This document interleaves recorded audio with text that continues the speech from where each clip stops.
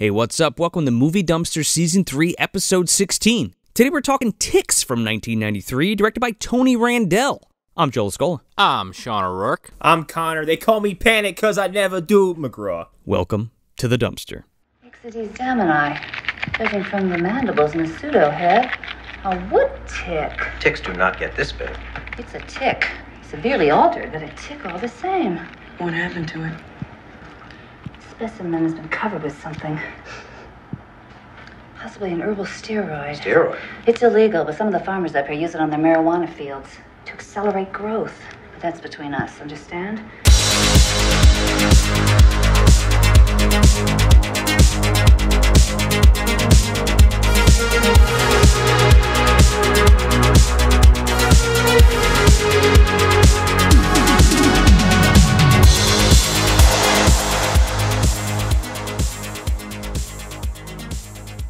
I was hoping you were going to say that. He fucking slayed me this whole movie, and Oh, man. of all the familiar faces, he's the one who stands out the most. Yes. Not just because it's Carlton, because he's fucking awesome in this movie. Yeah. No, he's amazing. I think this is the only tough guy role that Alfonso Ribeiro's ever played. And he's really good. It's good. Only one that comes to mind. I'm into it. Yeah, he's my favorite character. Oh, yeah. I brought him up at work because of the Patreon, everybody. Oh, the patron. The Patreon, and I was walking around after my shift was over with the Movie Dumpster shirt on with intent. Thank you. You see this shit? It's got a fucking Patreon now, baby. I came through treatment while one of the doctors, one of the technicians were still left, and they were like, I thought you just walked through here and left. I was like, I did. Actually, what this is now is just gross advertising. And I pointed to the shirt and just walked away. But I said, because if I say his real name, everyone would go, who's that?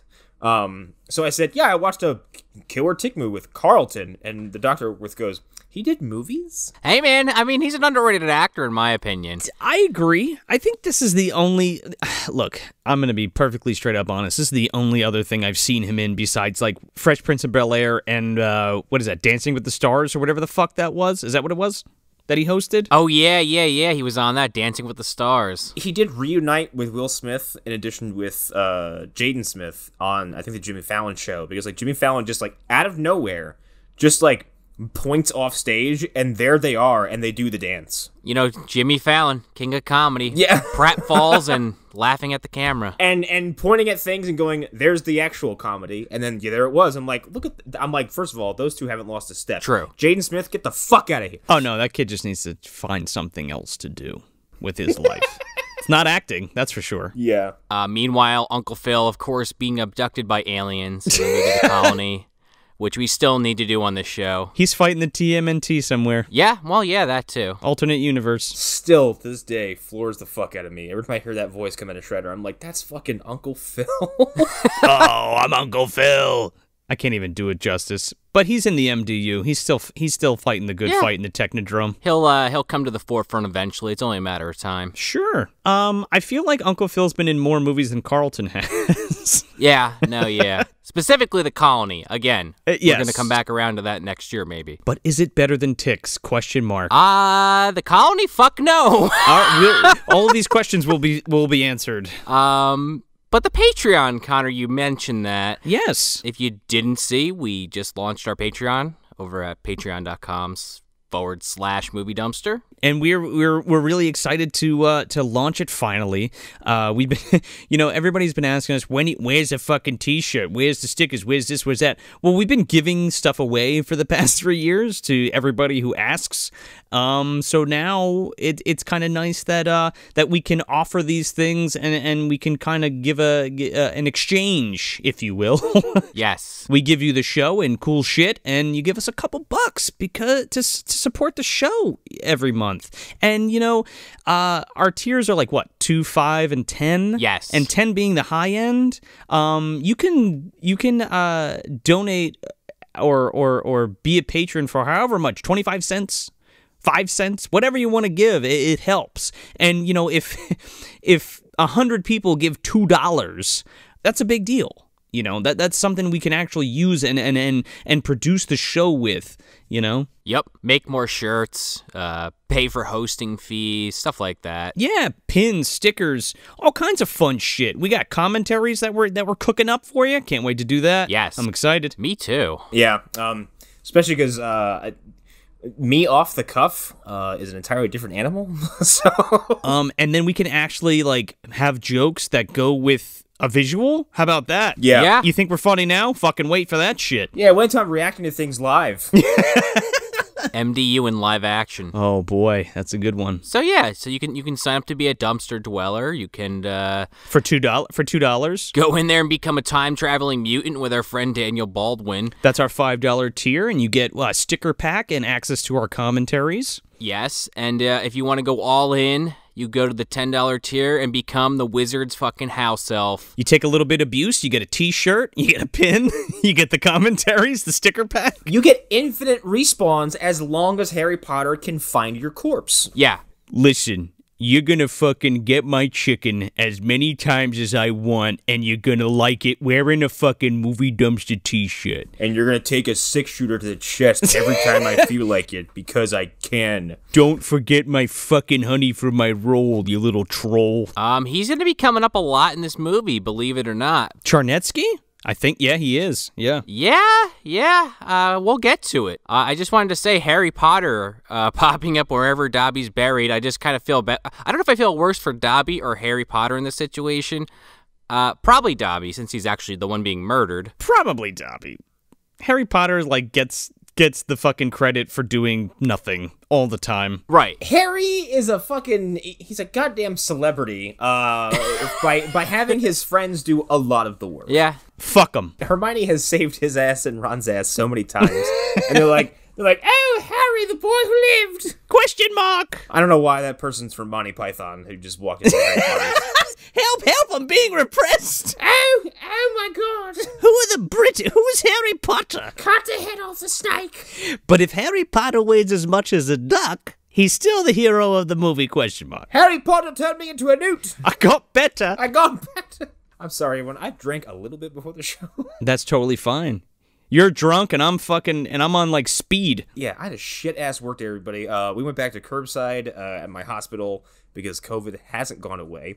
Wear a fucking mask. Yeah, newsflash. Yeah, and so we're back to curbside, and within just like a single day, everyone was like, I get to be a jackass again. They're waiting. They're chomping at the bit for that shit. So, yeah, it's right back to the grind again. It's going to be like this probably for the next 8 months or so. Probably next year or so.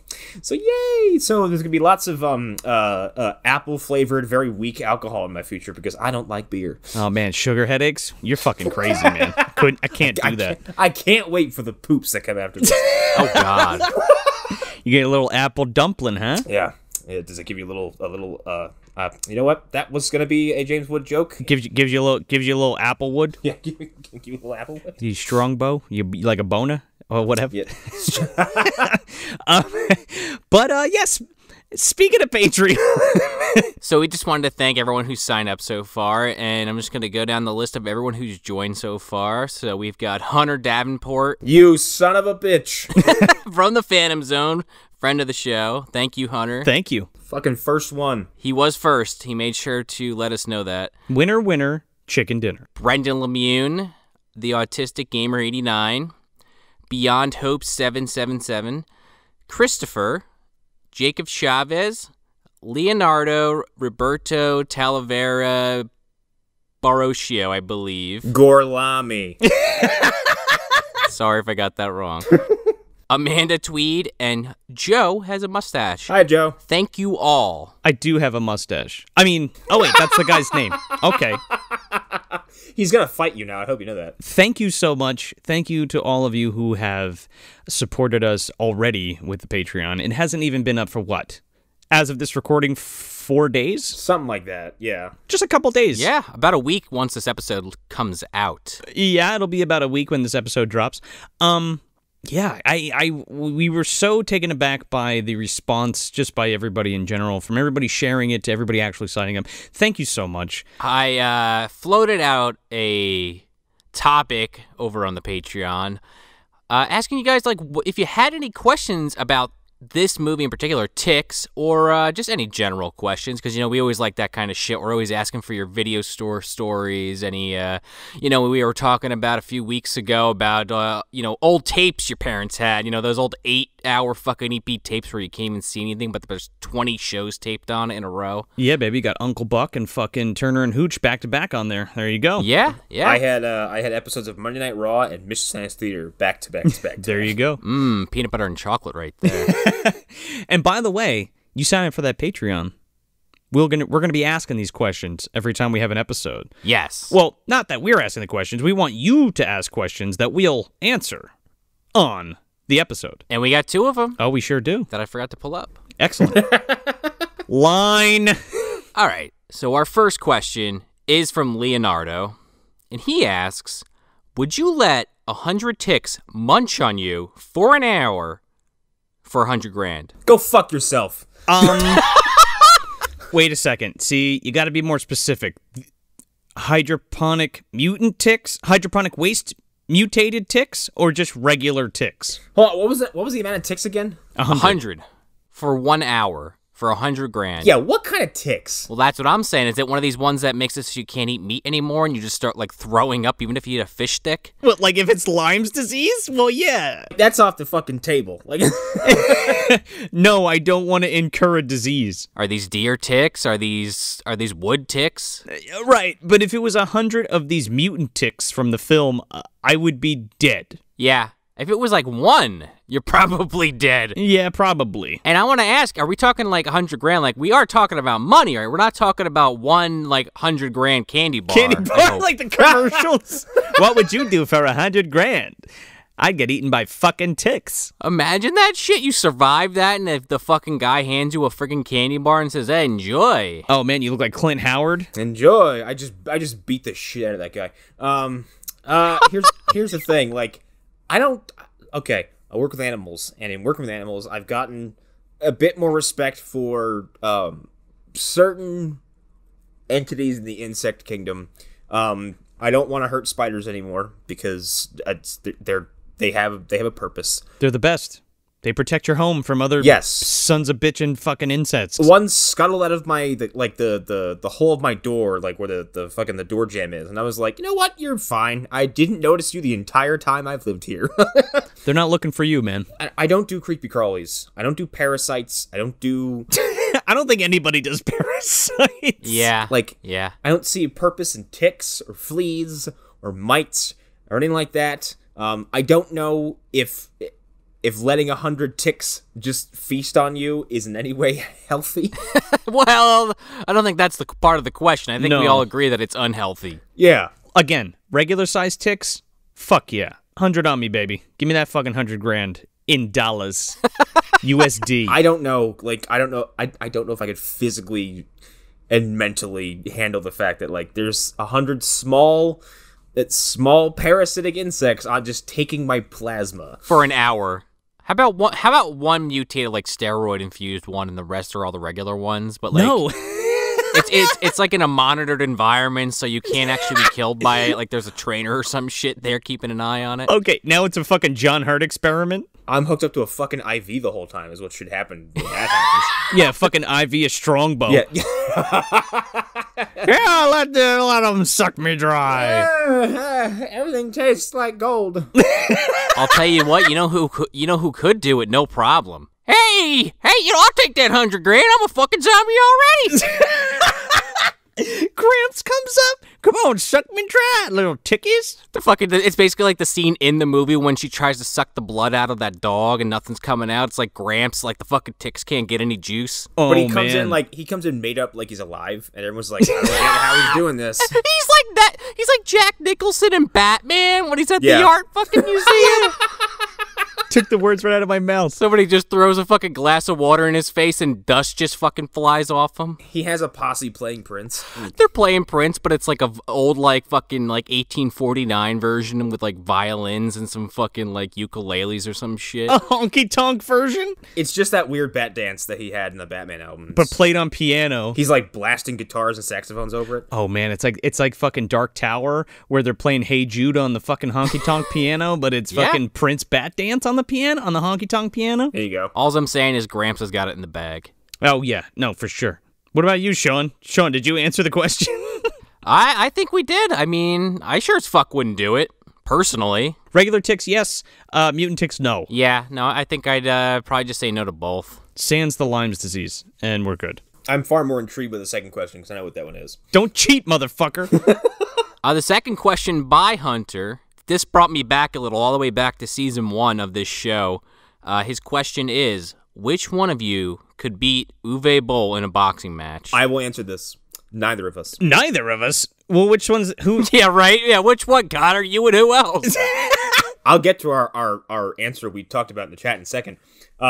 Trick question. Uwe Boll is a trained boxer who would fuck all of us up individually, probably without effort. Hey, I heard what you said about me on your House of the Dead episode, you sons of bitches. I heard what you said, you fucking retards. I heard what you said, you fucking retards. I know what you're doing on that podcast. Don't make me leave my fucking restaurant to come beat you up. I was playing golf and now I have to come box your ears. I'm coming. Fuck you, Uwe. He would just, I don't know, I would like to think I could beat him, but I just know it ain't fucking happening. No, I No. think I could be mistaken, but I've heard he is a Golden Gloves level boxer. Like, he is good, which is why he challenged so many of his critics to boxing matches, and all these idiots lined up. So like, I'll fight the old man, and they got their shit pushed in. Yeah, then he takes his shirt off like Master Roshi, and they're like, gulp. Yeah. He's a formidable guy. No doubt. Yeah, our answer is, do we get to team up on him? Yes. If all three of us versus Uwe, I think we can kick his ass. Oh, no, 3 of us are beating him up. We're folding yeah. chairs and steel baseball bats. Oh yeah, call in a little fucking help, like a fucking like a Super Smash Brothers trophy. Fucking get some Daniel Baldwin in there. Our answer is that we would return his boxing challenge with a challenge of professional wrestling. And we just come at him with like all the gimmicks in the world. He's got the chair. He's got the kendo stick. He's got the 2x4. What is this, tables? Why is the ring surrounded by tables? Was is Thumbtacks? Thumbsacks? A ladder? Are you going to install a light bulb? The Big Show's there, he's holding him down. I jump off the Titantron after doing the sign of the cross. Wait a second. Why is he hitting me with the fluorescent light bulb? Yeah, that's my answer. We would pro wrestling him to death. Yes. He would be like Mr. X. He would just be charging through all this shit. Oh man, he would. He really would. Even in that safe room, you're not even safe in there. No, not from Uwe. He just keeps ducking in and ducking out. And he's like, my programming does not allow me to enter this room. Oh my god, we fucking light him on fire and he fucking grows claws and shit. Well, and then he turns to you and he goes, I brought a friend, Clint Howard. Oh no. Daniel Baldwin drops us the fucking rocket launcher. There you go. we're still not sure what side Daniel's on, but not Uwe's, that's for sure. Daniel Baldwin, he's a fucking Agents of Chaos. He's an Agents of Chaos. He just throws it to you. He's like, you've got nothing else to lose. Fire. Yeah. I'll be in the pause. John Hurt's fucking rubbing his hands in his fucking emperor chair. My young apprentice. Actually, wait, I have to bring this up on the show because, all right, so I was listening to the Jim Cornette podcast the other day, and Jim Cornette is an old wrestling personality, for those who don't know, and he takes questions for his show, and I swear to God, he gets a question, and so his co-host goes, this question comes from blah blah from La Paz, Bolivia. No. Dean Stockwell reaching out from the grave. Yeah, man. Cue that fucking In Pursuit music. He's on a boat with an axe. Look out. He'll fuck your day up, dude. But yeah, that's but our answer to Uwe Boll is I would just start suplexing him. I don't know if I could even lift him, to be honest. Shoot him in the dick. That was my solution. I mean, do we get the, Naruto Sasuke fucking Rasengan powers? Are we able to create montages with our mind's eye? Yeah. Do we get that ability in this combat? Exactly. My expanded answer is like, do I get to use my Speed Force powers? Yeah. Right. Yeah. Do you get Connor and Connor Skeleton, like they split into two and they get to help in the combat? Is it like Joe said, is it like Smash Brothers and we got the fucking assist trophies and we call in like John Hurt to fucking shoot him with the Buchanan? Yeah. I just grab the skeleton and throw it at him. And that defeats him? It just explodes. Like, you throw water on him and he fucking melts like a witch? No, I open a copy of Transformers by Michael Bay and it's like the Ark of the Covenant. It just melts him. His face starts melting. He's like the fucking Nazi who melts. Oh my God, that works out too perfectly. He's like, oh no, Michael Bay is the first.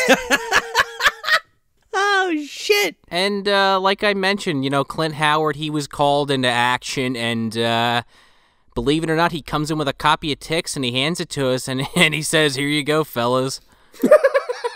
No, he goes, "I'm infested," and then explodes, and ticks like run after Uwe. That's what happens. Yeah, there you go. Several copies of Ticks just fly out of his body into our hands. Oh man. Yeah, exactly. It's a two-part explosion. He explodes, Ticks after Uwe, Yeah. DVDs rain from the air into our hands. He's like a Mortal Kombat 3 character. He explodes and has like 11 rib cages. And, Yes, 14 exactly. Yeah, exactly.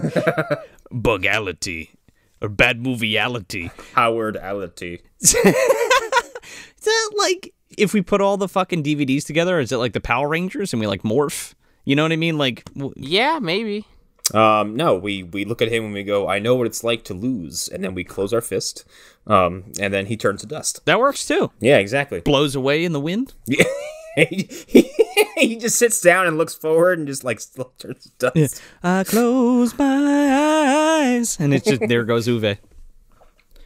Only for a moment, but the moment's gone. Like how we came up with like 17 different defeat scenarios for Uwe Boll. Well, you need that many plans, man. Yeah. Nothing's concrete against him. And Doctor Strange this fucking shit. He's an amorphous German. Who knows? yeah. We got emails too, didn't we? We sure do. We have a couple emails. So this one comes from Jackson William Davis. By the way, if you sign up for the Patreon or send us an email, whatever you would like us to address you as, please use that as your name. Otherwise, we're just going to read it as it is. Right? Yeah. So this one comes from Jackson William Davis.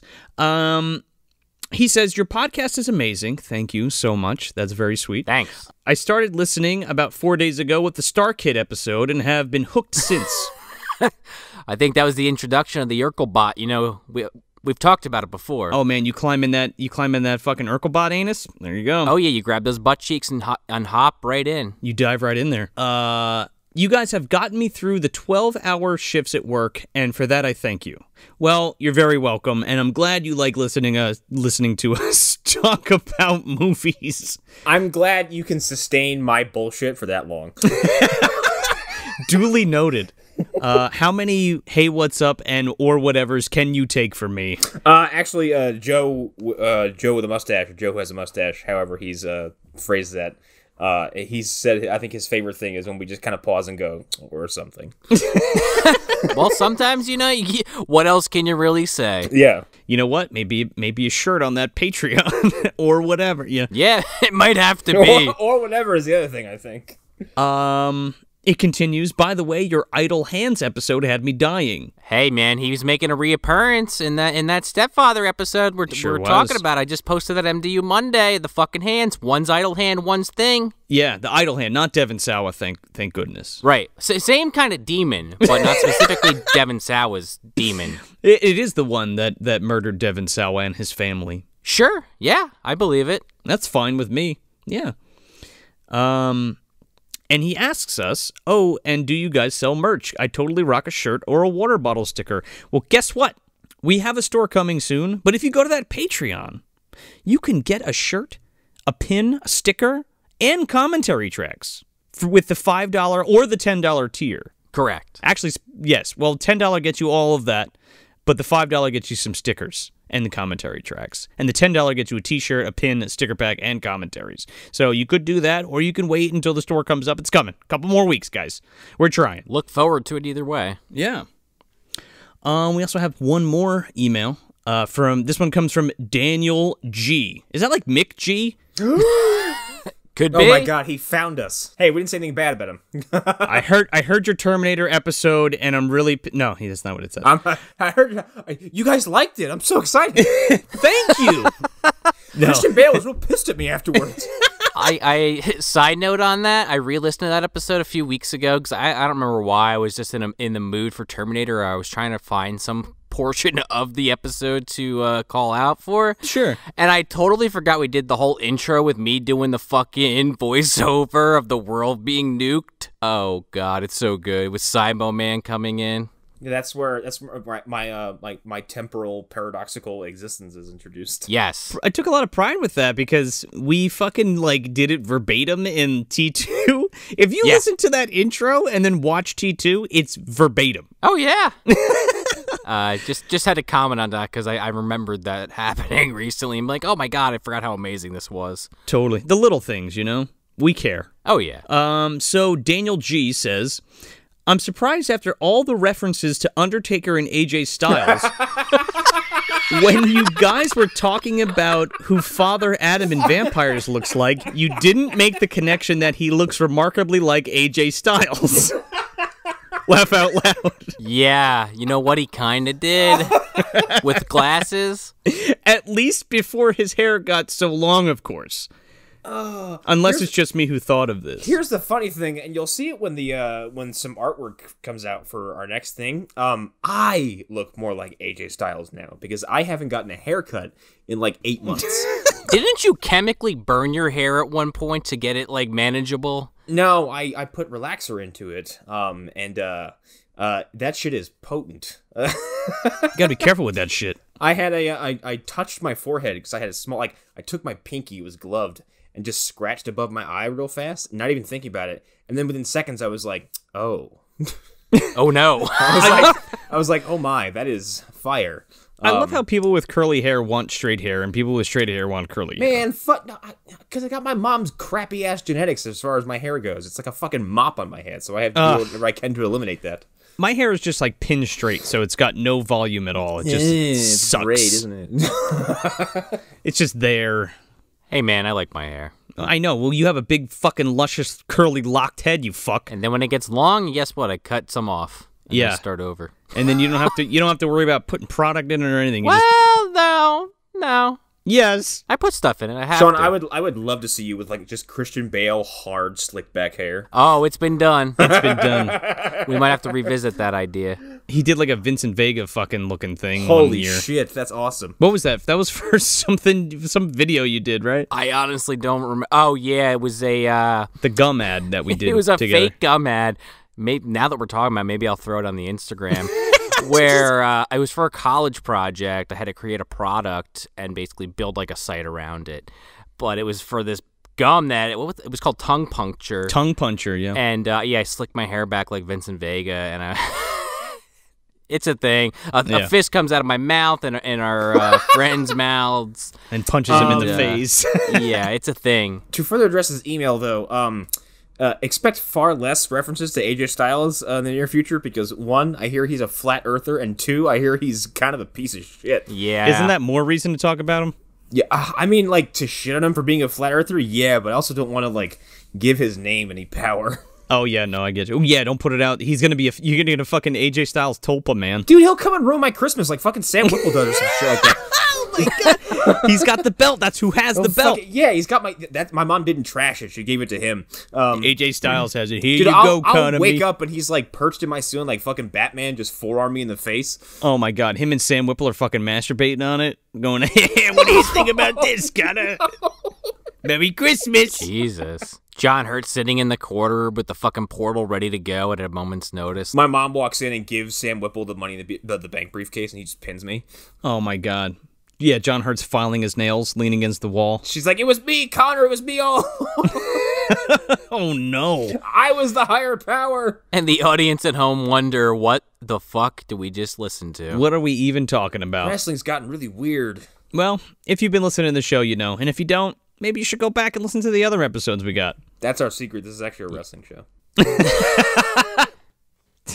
I just thought about that. Like, somebody who's just listening to the podcast for the first time is like, this show sucks. They're talking about some other shit. Where's Tix? They're not talking about the Tix movie. I have no idea what they're talking about. They're talking about people jerking off on fucking championship belts and John Hurt. What? Who the fuck is John Hurt? What? There's more Baldwins? What do you mean? What do you mean, Daniel Baldwin? So yeah, so let's talk about the wonderful film, the wonderful mutant bug film Tix.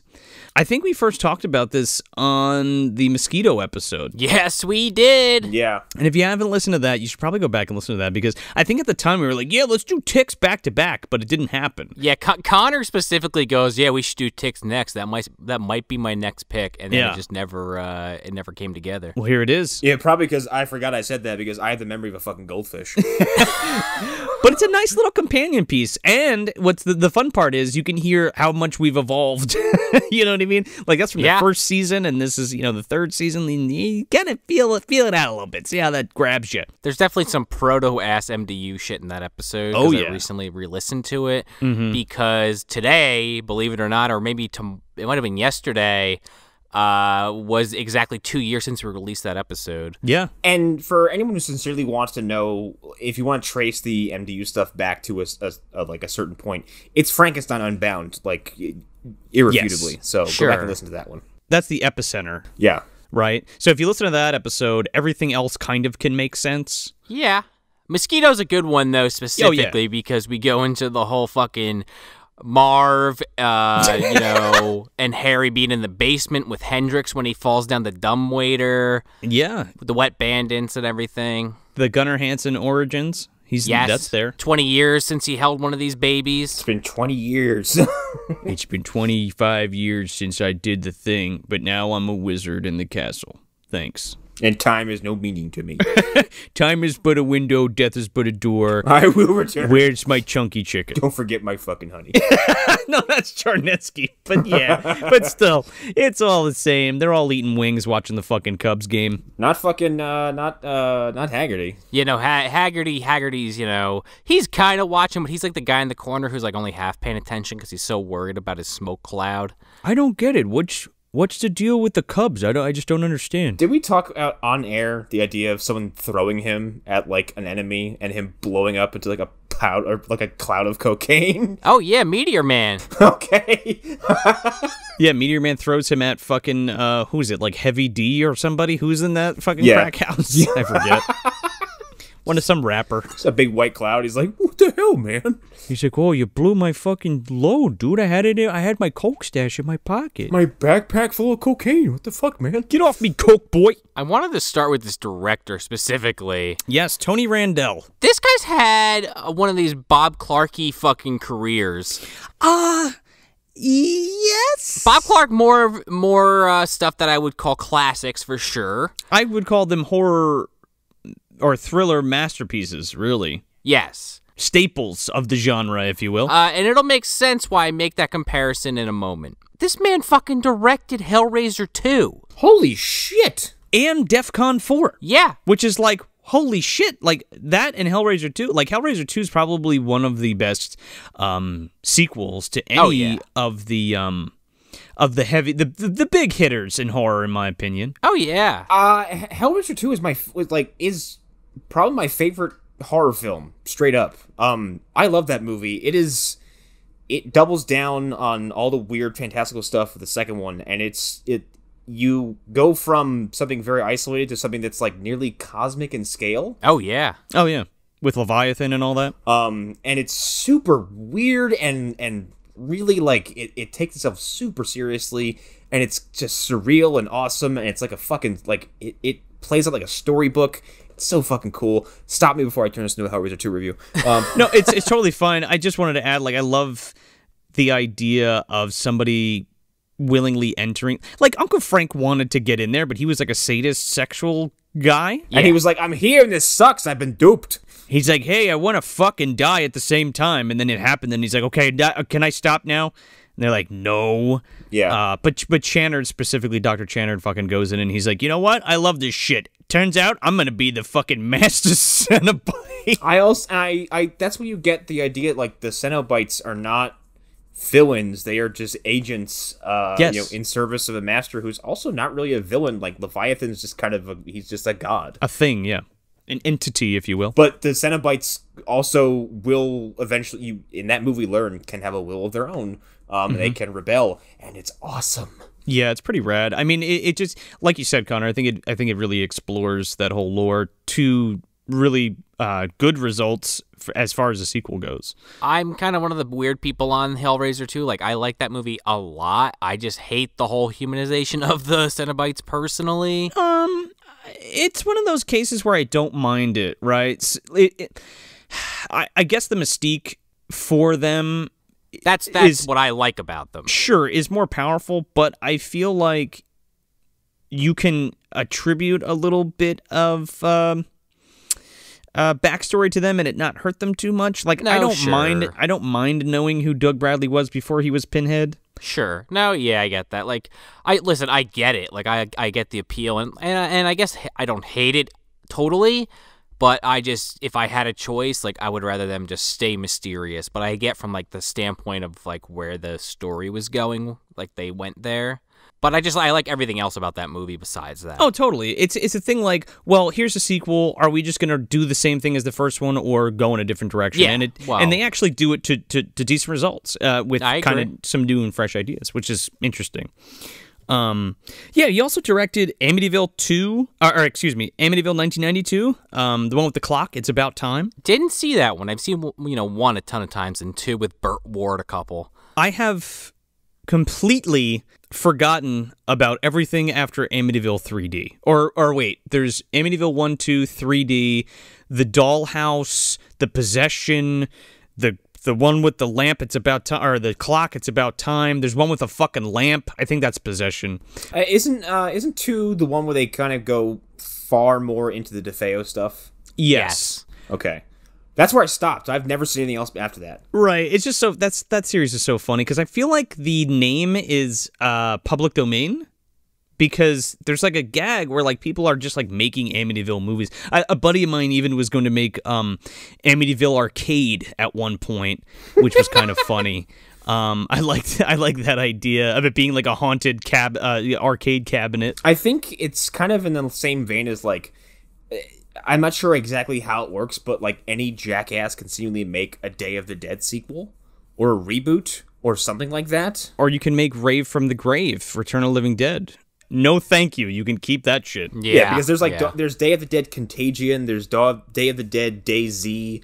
No, what are you talking about? No. Oh yeah, no. There's several Day of the Dead like either Spin-offs? remakes, spin-offs, or sequels to Romero's Day of the Dead. I think it's that like happened on the same day as Day of the Dead, and it's like, well, this is Day of the Dead Part 2. It's the next day. Because Day of the Dead is my other favorite horror film, and I would never watch any of those pieces of shit. No fucking thank you. And as far as Return of the Living Dead goes, that stops at 3. Thank you very much. Yes, it does. Yeah. That 3 is great. He also directed the live-action Fist of the North Star Oh boy. with Malcolm McDowell. I have never seen, but I watched the trailer and I was like, what the fuck is Malcolm McDowell doing in this movie? Like, what the fuck was he doing in Yesterday's Target? It looks like something out of the 90s, so I get it, but also why? Let's just watch the Japanese version. Watch the anime, or if you really want to go down that route, just watch the story of Ricky, because the story of Ricky is a bonkers Chinese adaptation of Fist of the North Star that has almost no elements from Fist of the North Star except for the title character can punch you and you'll explode. Yeah, it's pretty dope. Sign me up. I mean, the anime is great, Fist of the North Star, but I mean, it's great 80s anime. I love it. But I've never seen the live action one, and now I fucking need to after seeing this trailer. Well, right, yeah. I forgot it was a thing. Alternatively, you want to watch a live action version of Fist of the North Star? Just go watch The Road Warrior. They're the same fucking thing. Well, not literally. I'm joking. That I'm sure. Okay, ballpark for sure. I'm joking that Fist of the North Star very blatantly ripped off Road Warrior. Mel Gibson gets drunk and punches holes in people. That would be fantastic. I'm anti-Semitic. Yeah, the Jews did this. After he kills them. He did a bunch of other movies, one in particular called Children of the Night that also stars Amy Dolenz, who we're going to get to in a little bit. Yes. Which I've never seen, and I need to see this. Me either, but I just kind of went down to the end of his list, and this is where I have to make the Bob Clark comparison because both of these directors just decided, gotta pay the bills somehow. 2018's A Doggone Adventure, edited and directed by Tony Randell. Is that like that dog movie that just came out? What is it, Dog's Life or some shit? The Shane Van Dyke version? Well, it could be. The setup of this movie is some old man and his dog are fleeing some alien spaceships. Oh my god. You got me. And the old man stops like in a field and he's like, "Run, boy, run!" And then 2 fucking spaceships like target him with their fucking rays or some shit. And then the trailer is a bunch of kids like doing some bullshit in their yard, and the dog comes in and is like, hey, let me in. They're like, wait a second, did you hear that? And he's like, yeah, I'm Morgan, the talking dog. Oh man, it's like Watchers, kinda. This movie was about aliens 10 seconds ago. Yeah. And as the trailer goes on, they're like on these like flying fucking like little like scooters through like this really poorly CGI thing while the Pirates of the Caribbean theme plays. This came out 3 years ago. Yeah. I need to see it. Tony Randall, the director of Hellraiser 2 and Ticks. You know what? If George Miller can go from Happy Feet to Fury Road, these guys can too. I guess they just haven't found their moment yet. They did it in reverse. Well, Miller went from fucking Mad Max to Happy Feet, to be fair. And Happy Feet is a dark fucking movie. True. P.S. You know, Tony Randall just hasn't been able to bounce back. So I don't know if we're going to have to do a double feature next year, Karate Dog and a Doggone Adventure. We're going to have a doggone month? Oh, God. Don't make me crack open 2 bottles at once to just think about that. Just stone cold them? Just shoot them? Yeah, that man. would result in lots of blood and broken glass. Not only that, but he is also a writer, by the way. He wrote the English portions of Godzilla Returns, or as everybody knows it, Godzilla 1985. Yeah, read that. He wrote Grunt, the wrestling movie. Oh, wait, what? Yeah. And Hellraiser. He wrote Hellraiser, like the screenplay? I'm pretty sure, yeah. Or portions of it, rather. Yeah. He also did visual effects on Battle Beyond the Stars, Escape from New York, Saturday the 14th, Galaxy of Terror, and Forbidden World. Holy shit. I just watched Galaxy of Terror like 3 days ago. Yeah, so, I mean, this guy's done some really cool shit, you know? Like, I don't think that's an excuse to make a shitty movie about a dog. Yeah, right. Galaxy of Terror is on HBO Max, everybody. Scooting right along, fucking, this movie's written by Brent Friedman. Also, by the way, not only the actors in this movie, but the people behind the scenes are incredible. Okay, so yeah, so we have the director doing Hellraiser 2, DEFCON 4. We got the writer, Brent Friedman. He wrote one of my favorite fucking movies with David Gale, Sinjanor. Oh, really? Yeah. He wrote The Resurrected with fucking Dan O'Bannon doing some H.P. Lovecraft shit with Chris Sarandon. Excellent flick, if you guys haven't seen that. This is my favorite part. You ready? Prehysteria 2 and 3. Oh, fuck. So he's dipping into that Moonbeam shit. He wrote Pet Shop, that I want to do, that other Moonbeam flick. He wrote Dark Skies, the TV show. Also, another personal favorite of the show, he wrote Mortal Kombat Annihilation. The Crow, Stairway to Heaven. What? Yeah. Oh, no. There's his bottom. He wrote some 90s episodes of The Twilight Zone, and then he wrote Star Trek Enterprise. He wrote for fucking Halo 4. Halo 4 was a fucking travesty, so go on. Oh, there you go. He wrote for Borderlands, Star Wars Rebels, and Star Wars Clone Wars. Oh, okay. Okay. That's some redeeming qualities, but like, It's very up and down. Sean, I don't like Halo 4 either, but like, dude, anyone who has anything to do with a Crow sequel after 2 should be shamed. Isn't Stairway to Heaven like Crow 4? No, Crow 4 is Crow Salvation, I believe. Man, who could fucking care? Crow 4 is with Edward Furlong, David Boreanaz, and Tara Reid, and Danny Trejo, and it's fucking abysmal. And how have we not done it on this show with that fucking cast? Listen to the fucking cast, dude. Maybe that's the one we'd do. Just one last comment about Halo 4 since it came up. My quick soapbox moment. That game could have been really good if they didn't just assume everyone read the books. That's all I'll say. Oh, like Halo. Wasn't it like Halo 5 too? I was like, who the fuck are these people? Oh, 5. Yeah, 5 actually is what I'm specifically talking about. 4 was actually better than 5. But anyway, I don't want to get on a Halo fucking debate here. Welcome to Video Game Hour. I'm Connor McGraw. This is Hunter Davenport and Arlen A. Harrow. I can give exactly 0 shits about Halo. Don't care. Sure, I like it. I hope the new one's good. So yeah, the score in this movie fucking rules, by the way. And it's by 2 different dudes. The first guy is Daniel Licht. And he actually he licked my balls. No. Wow, that was He's almost kissing your balls. Kissing my balls. What was that? Not Inspector Gissing. What was his fucking name? Oh yeah, Gissing. Inspector From Gissing. Rawhead. We're gonna Rawhead's coming up in this movie. Yeah, way back to episode 1. Yeah, he scored one of my favorite Monsters episodes, My Zombie Lover, with the chick from The Cosby Show. Not the eldest or the youngest, right in the middle. I always forget her name. He also scored Necronomicon, which is really awesome, which we need to do for the show. It's like an H.P. Lovecraft anthology that has some other ties that I'm going to get into, but specifically I want to note David Warner is in it, and Jeffrey Combs plays H.P. Lovecraft. Huh.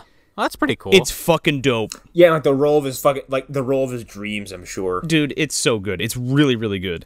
And I feel like often overlooked. Really good 90s anthology movie. But yeah, Children of the Corn 3, Hellraiser Bloodline, Thinner, Bad Moon, one of my favorite fucking werewolf movies. And then it's also scored by this guy, Chris Stone, who did the music for all the Dragon's Lair games. Oh, cool.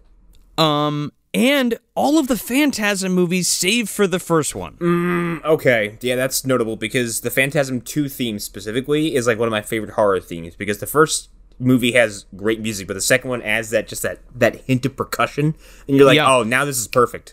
Yeah, man, he did 2, 3, 4, and Ravager. Oh, man, Ravager's fucking cool. I don't know if anybody's here has seen that yet, but I haven't seen it yet. it's really fucking interesting and wild and ambitious, and I really love it despite its budgetary shortcomings. He's also did some animated shit. Well, he also did the Swamp Thing TV series, which I need to revisit because I used to love that as a kid. But he did some animated shit.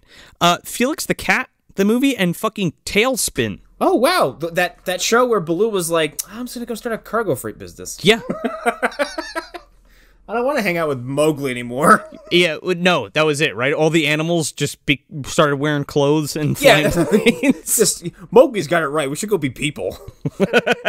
Yeah, well, Little Britches went and been a person, so I guess I'll do the same. Worked for him.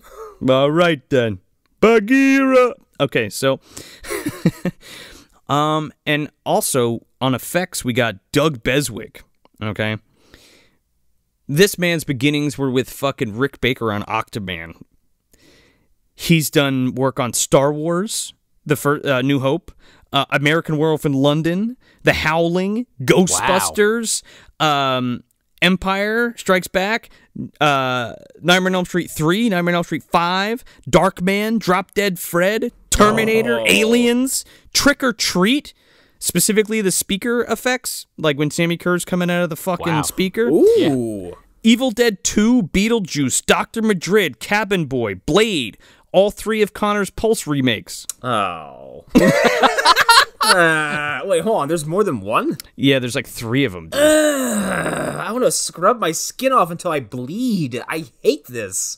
And he did Feast 1 and 2, visual effects. He's done visual effects and makeup effects, so there's like a mixed bag there. And then we have fucking Brian Yuzna producing this, okay? Do you guys know who Brian Yuzna is? Of course I do. He's the guy whose name pops up first in every Reanimator movie. Well, yes, because he produced a lot of that shit. And then he directed 3 and 4. He directed Bride of Reanimator and Beyond Reanimator. The Dentist 2, Society, which I love. And he directed a segment in the Necronomicon movie that I was just talking about. But yeah, I mean, this guy's produced all kinds of shit. From Beyond, Dolls, Warlock, Honey, I Shrunk the Kids. Oh, Honey, I Shrunk the Kids, you say? Oh yeah, we'll get to that shit in a second. I can't wait. The Guyver, Silent Night, Deadly Night 5. Whoa. Which we may or may not be doing this year for Trashing Through the Snow. Maybe. Return of the Living Dead 3. It just like a ton of great films. and this is no exception. I was Right? gonna say the back to the effects, like in this movie, the people who worked on it, like if you watch this film or have seen it before, like if you've seen it, the effects speak for themselves. It's all fantastic. The tick puppets in this are so good. Oh, it's so good. So let's crunch the plot. Let's get crunchy with it. So this movie is about a bunch of troubled teens who get escorted off to the wilderness to be better troubled teens, by a man named Chuck and his mistress. Question mark? What even is Holly? I don't know. She's the mom from Pinocchio's Revenge. That's who she is. She's supposedly in charge, by the way. To go, I guess, like rehabilitate them or try to get them away from the things that kind of trigger them or make them kind of behave, inappropriately, and just kind of air them out and, just give them something to do to not get themselves in trouble. And in the midst of this, a bunch of illegal marijuana growers and Clint Howard, is he in their troop? Oh, yeah. I don't think so. We'll get to it. But anyway, Clint Howard is creating some kind of synthetic herbal steroid they use for these marijuana plants, and they infect the local tick population, which grow into these fucking horrific, like palm-sized insects that can do some serious damage. And it's from that point, it's kind of like Evil Dead 2 with ticks. And even like the Mummy, you thought those scabbard beetles were bad? Wait till you see one of these motherfuckers coming at you. Yeah, these things are fucking huge. They make awful sounds. Oh, man. There ain't a lick of CG in this motherfucker. No. There's some compositing, but no CG. Yeah. Yeah. We got this wonderfully spooky warehouse montage. Man, I love it. Again, this is one of those things that kind of harken back to Hellraiser 2, like when they're going through the hallways and shit. There's a lot of that kind of shit. Yeah. Anytime, all the horror in this movie is very atmospheric and spooky, and I think that it really works to its benefit. The lighting's really good in this, too. Oh, God, the lighting is so good. We got blues and greens and fog and cobwebs and fucking machinery. Really, like, it feels like a little bit like Tetsuo with color for a little bit.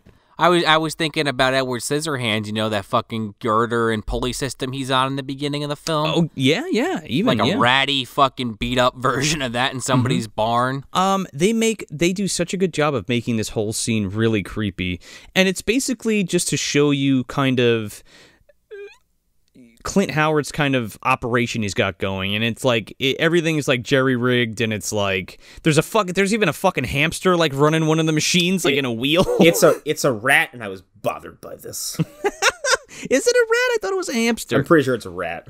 Yeah, either way, small mammal, rodent. You're mad either way. I'm mad either way. He's mean to the rodents. Sweatshop for the rodents making weed. Stop hurting my little boys.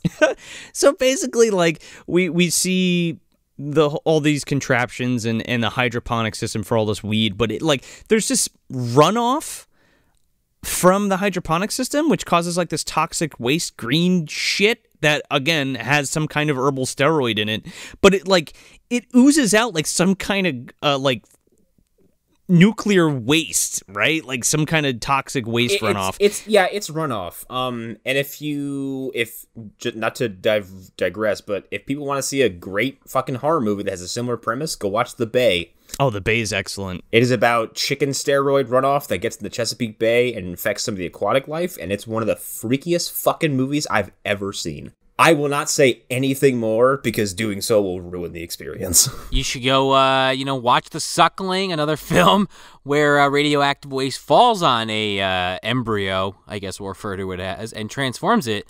But, of course, in that case, we got the prepubescent mutant ninja baby. You know what? Yeah, and you know what? I think that this toxic waste is the same toxic waste that gets put into barrels and stored at beaches where little boys get into them and become beings. Yeah, well, it's possible. In Idaho. We kind of talked about this on our Willies episode. We know Spivey from the Willies and Clint Howard are working together in some capacity. Spivey's right down the fucking road, man. This movie reminds me of like Carnosaur a lot. And it feels like it too, like atmospherically it feels like it. But anyway, so we see this fucking green shit drop down through this floorboards and it spills all over this tick egg. I guess. I don't know a fucking thing about tick, like, husbandry, I guess, if you want to call it that, or like their breeding methods, but sure, why not? It's probably accurate, but if it's not, who's going to call them on it? Okay, so we all know how big ticks are. Now imagine like their eggs. This thing is like the size of a fucking golf ball at the moment. Yeah. So that shit's been spewing all over that for quite a while, I think. Yeah. And then we cut to L.A., baby. Fucking Danny Glover's there. He's fighting a Scorpio. And then some rap song goes, push it to the limit. Rumpelstiltskin's there. Rumpelstiltskin's Oh no. there. Oh my god. So Predator 2, Rumpelstiltskin, and Ticks all happen at the same time? Seth Green passes by the police officers right before they get shot. Oh man. He drives past the fucking antique shop, drives past fucking Danny Glover fighting the Scorpio. Yeah. And then gets dropped off under a fucking bridge. We see Shelly's husband, go after that guy who tries to rob the car, and he gets shot. But we didn't see in the sidelines was Rumpelstiltskin in a trench coat with a revolver in his hand, and Donald Pleasance comes out of a bush and yells, "He shot him 6 times!" Fucking Rumpelstiltskin snorts a line of coke, and he's like, "Rumple is ready. My kind of Scorpio.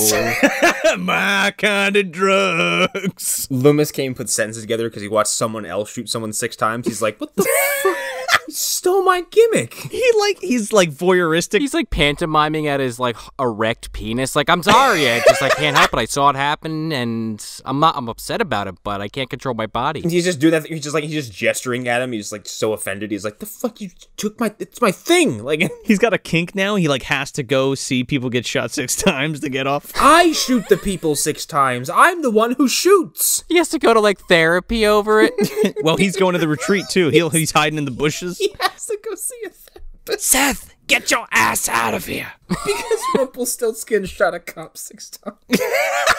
So yeah, Seth Green, he's dropped off. He's playing Tyler Burns. Yes, but I will quickly forget that. So he's just going to be Seth Green this entire episode. Oh, he's going to be Seth Green, yeah.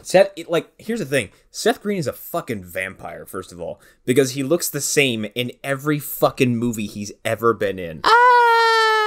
There's that one really bad teen comedy where he's wearing the fucking goggles and that steampunk uniform or whatever that was supposed to be. Oh, Can't Hardly Wait? Can't Hardly Wait, yeah. I love Can't Hardly Wait. It's a good movie. He looks like an idiot in that, though. Sure, I think that's his character. Yeah, his character's supposed to be he's supposed to be a moron. I did like his heel turn in the final Austin Powers movie where he finally does turn evil and he's fucking balding and everything. He looks terrible. I love it. It's pretty great. But yeah, his so Tyler's character thing is, I think that gets introduced here is he was abandoned in the woods by his drunk father. Well, you don't find out it was his drunk dad till later, but the movie kind of tries to seed it dad thinks this is good for you, so you got to do it. But then when you find out he has trauma because his dad went on a bender later on in the film, you're like, oh. Yeah. Well, as soon as he gets dropped off, he finds this basketball hoop and he's clutching it. And I think they overlaid that with scenes of him holding onto a tree for dear life. Yeah, they do it well. He's got agoraphobia. Yeah. Right, yeah. And then the Carlton signal hits the sky. Yo, somebody called me. God damn, this scene is so funny looking because so Tyler Seth Green is hugging this basketball hoop and it's kind of an intense scene. And after a few seconds of this, they cut over and standing in between 2 fucking pillars with this trench coat flowing in the fucking wind and a basketball on his hoop. And it's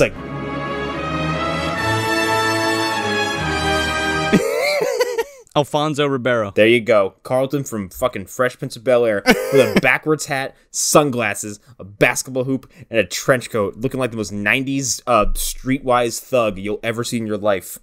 And he hops down from his superhero perch. Well, they're under a bridge, they're under an overpass. Yeah, and just starts fucking with Seth Green immediately. Mind you, before he walks up, Seth Green is just left there with his bags, and his dad peels off without waiting for another adult or person to show up. Yeah, he just leaves them under this fucking bridge. Who organize this meeting place. Why are we meeting on the outskirts of town under a fucking bridge? Dude, I'm telling you, the second Dad pulled away, he popped open that fucking glove box and pulled out a bottle of whiskey. He sure did. Going to work on that construction site. Fucking baby's day out. It's down the road.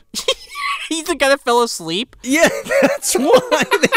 Makes sense to me. He's also the guy who got drunk and fucking dropped the Wishmaster statue on that guy. And crushed dead Raimi's? You're right, Connor. Panic comes out, and he's immediately intimidating Seth Green, like getting in his face and trying to... He's basically trying to get a read on Seth Green, but Seth is just, like, freaked out. That's his big introduction, man. He's like, all right, Holmes, we're going to play some ball. And he's like, you make a fucking shot, you live. You don't, you don't. And he's like, they call me Panic because I'd never do. What about you? What a strange naming convention. Like they call me this thing because I don't ever do it. It's ironic. You get it? Yeah, no, it's like, first of all, Seth Green is distracted by previous trauma, but like I think anyone else would be like, shut the fuck up. Yeah. He's like, I'm going to feed you to my dog. And it's just like this cute little pup. It's this fucking adorable border collie. Like, his name's Daryl Panic Lumley. oh god. And the dog's name is Brutus. Well, then Seth, he makes the first shot. No problem. And he's like, all right, so am I free to go? He's like, I wasn't watching. Do it again. And he's like, okay. Shoots it again. Made it in again. Oh, you were lucky. Shoot it a third time. And then the van pulls up and Seth is like, fuck this. Double or nothing. Do you think, Connor, you just put this in my head because you said he looks like a superhero or he's like Batman. What if Alfonso Ribeiro was Blade? Dude. You know what? After this movie, I kind of want it. Like, I mean, I'm kind of into it. it's super. Okay. Here's the thing with superhero movie casting: you don't know if it doesn't work until it happens. I don't know. Heath Ledger, Robert Pattinson is Batman, Alfonso Ribeiro is Blade. Why not? I don't think Alfonso would do a good Blade, though.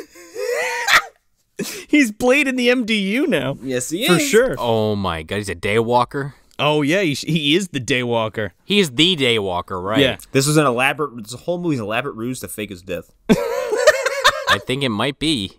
We'll get to it. Come on, vampires drink blood, ticks drink blood. Come on. Yeah. Maybe, well, he ascends and becomes Blade. Yeah. the He god- descends. Yes. Are the wizards making the decisions? Because who ascended them?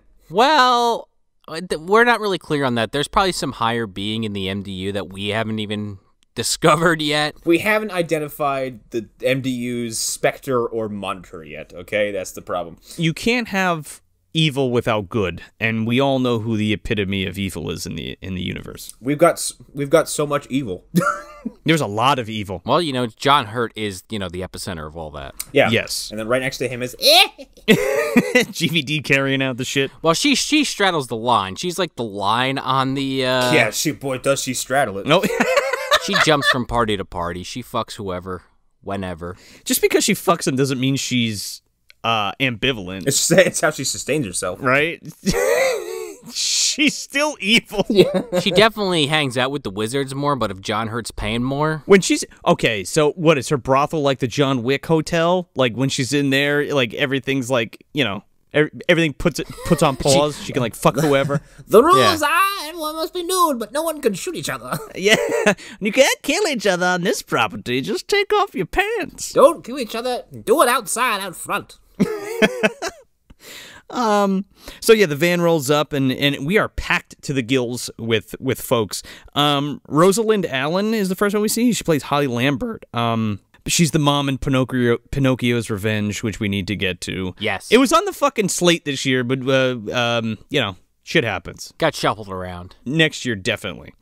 And then fucking Peter Scolari's there. Yes. Charles, and he plays Charles Danson, or Chuck, rather. He reminds me of like a discount. Oh goddamn, what's his name? He plays Death in Bill and Ted. Bill Sadler. Yes, he reminds me of a discount Bill Sadler. Kind of. I was going to say he reminds me of a discount Rick Moranis because he played Wayne Zielinski on the Honey, I Shrunk the Kids TV show. Did he fucking really? He sure did. Do you know I totally forgot about that series? Did you know I didn't know that was a thing until right now? Oh no, I used to watch it, dude. I used to watch it all the time. I did not know that was a fucking thing. That was like an ABC Family, John. Exactly. What blows my mind is that it ran for 3 fucking seasons. Oh my god, what? Yeah, 66 episodes, I think I read. Hannibal was canceled after 2. Well, it wasn't on ABC Family. My favorite Netflix show got canceled after 4 episodes. Fuck me. And then the queen herself, Amy Dolenz, steps out. She plays Dee Dee Davenport in this film. With Rome as they screech up in a separate vehicle that I guess they just left there under an overpass. Okay, so Amy Dolenz' character is like rich, and her boyfriend Rome says like her dad like bought 2 of them or whatever, and he's like, yeah, we got this fucking car from my dad or whatever. What do you say? He goes, her dad said I could have it if I drive back to Mexico. And then he looks at Seth Green and he's like, do I look Mexican to you? And Seth Green goes, well, yeah. And that's the joke, I guess. The banter between all the kids in this movie is fucking perfect. Oh, it's great. Let's get, especially Alphonse and Seth. Those two have chemistry good enough. I wish I saw them in more shit together. Oh, for sure. Yeah. Everybody works really well together. P.S. We have a interview dropping with Amy Dolenz, and that's going to be dropping on Monday after this drops. And she's fucking lovely, and I had a good time talking to her. And then it turned out that she and I actually share a professional career. Don't spoil it. Yeah. Let them listen. But yeah, no, she's lovely, and look out for that. But that's what I'm saying though. They all pile into the van. So what happened with that convertible? They just abandoned it there? Yeah, they totally. I thought you meant they found it there. No, yeah, they just left it there. Oh no, yeah. Here's what happened. They drove off, and like 7 car thieves came up and strip mined that thing down to its fucking. It's like it's on like 2 blocks. And it's just like a pile of sticks. That's it. Like that's what I'm saying. Like.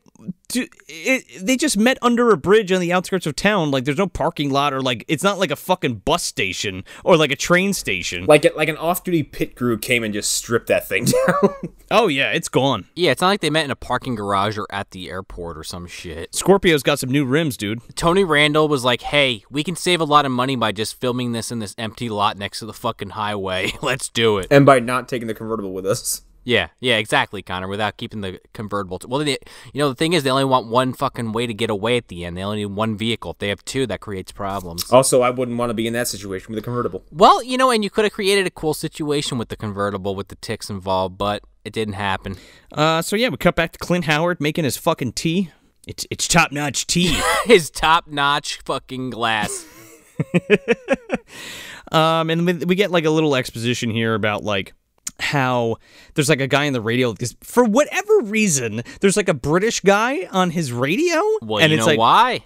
Why? Because Tony Randall is an aficionado of shortwave radio, so this was his little nod towards it. Oh, is it really? I don't know that for a fact, but I did read that he likes shortwave radio, so I'm guessing that's why it's in here. I don't know. I made that up. He's a big ham radio fan? Okay. So yeah, they have to have Clint Howard adjust the fucking speaker, and then it's literally a radio report about, hey, yeah, people selling weed, it's bad. They're working on traps to hurt you. The devil's lettuce. But it's from London. Yeah. It's like, hey, across the pond in California, they're making weed and shit.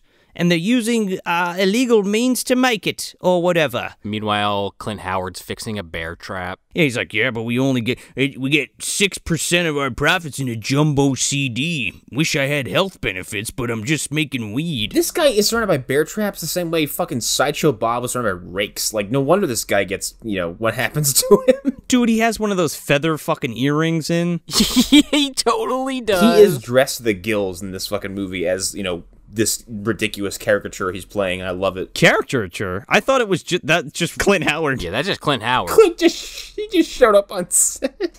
He's like, okay, Clint, we're coming over to shoot you. I brought my synthetic marijuana lab with me. You brought what? He's like Clu Gallagher in fucking Uninvited. He just came in with the teeth in that movie, and Clint just came in with the earring, and they just rolled with it. And the marijuana lab. Oh, yeah, totally. They wanted to smoke some after the production was over. Also, I'm not sure if this movie is, like, Actually, I'm lying. I know for a fact this movie's like anti-marijuana because it's constantly talked about in a negative light, this entire picture. Well, it's also like, without getting into like, you know, spoiling the finale, but like it's also the catalyst for lots of bad shit happening to people. Yeah. Without like, you know, without even being consumed. Like just the presence of it is bad news. It's not necessarily the weed itself, it's who's trying to capitalize on it, Yeah.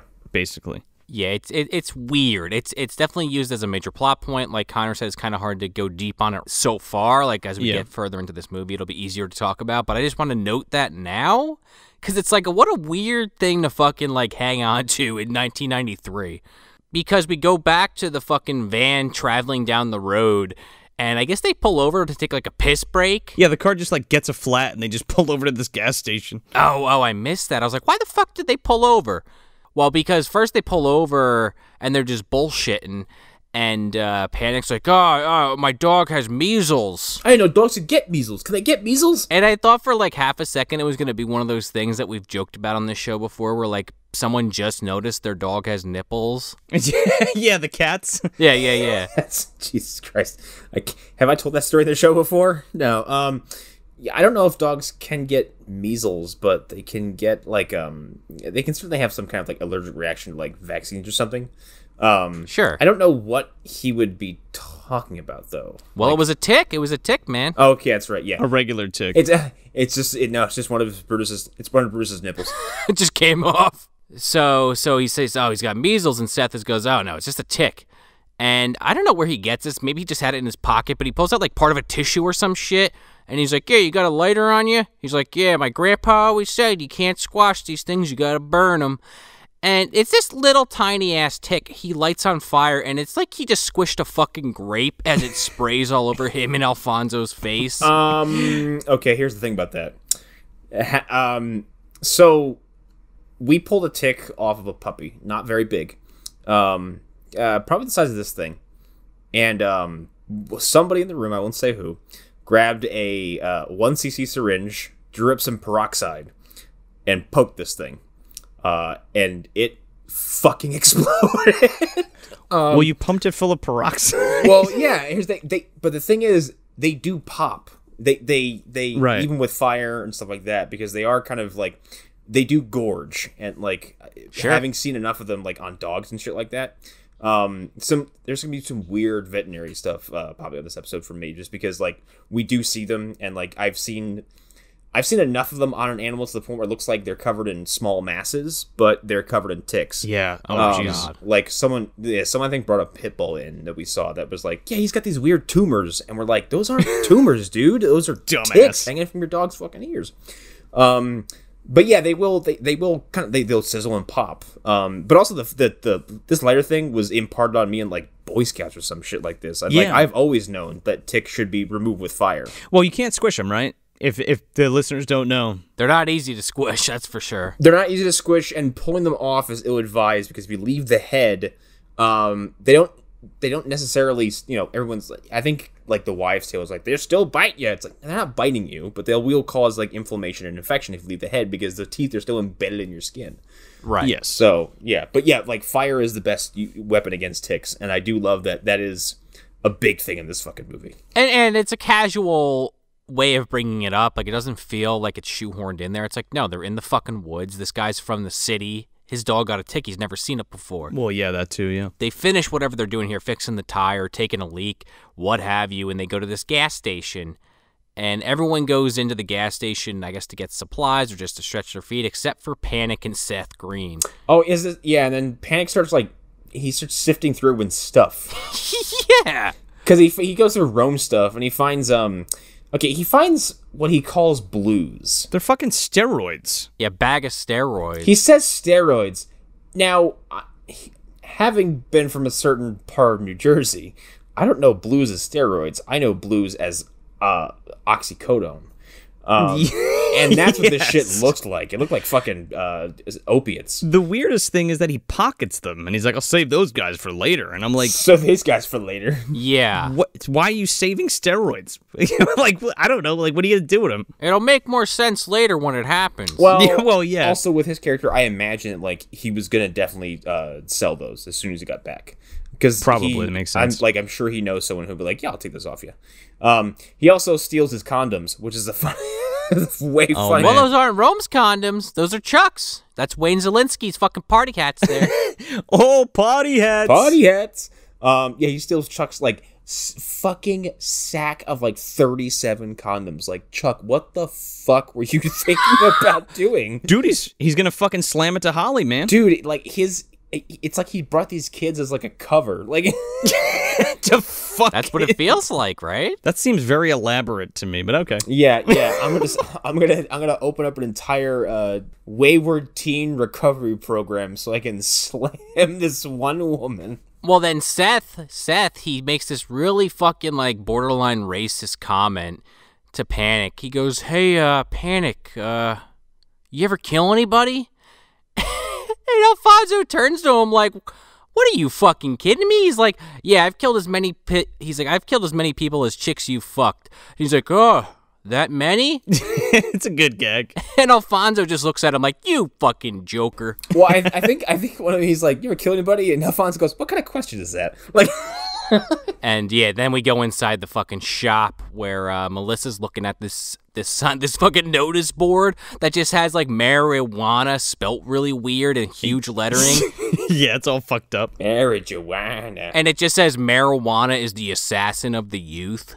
And then we're introduced to Jerry. Oh, This creepy fuck. man, this guy is fucking disgusting. You know when we say like walking fart? Like, this dude's a walking fart. This guy is like, okay, he is a walking version of like, you know, when like you're a kid and you wipe your sleeve too many times on your nose, and it just like, and maybe it's cold outside and it gets a little crusty. Like, that's that.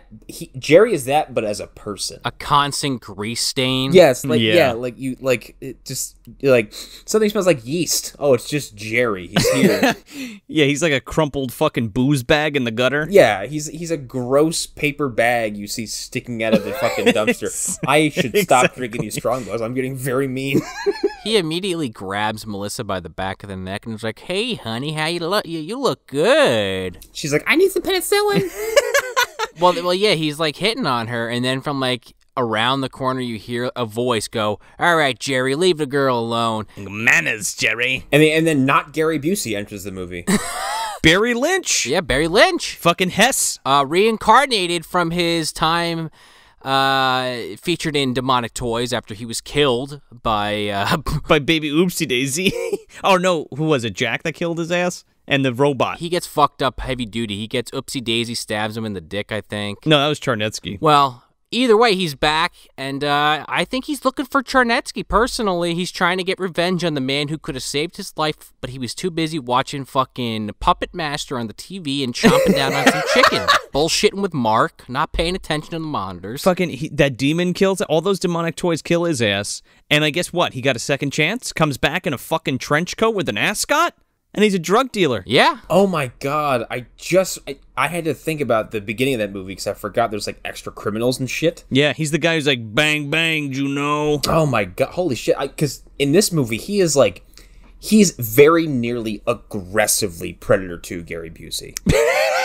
he's just I don't know what it is, but he's like the whole fucking time. Well, side note, this is going to blow your mind. Who was originally going to play this character?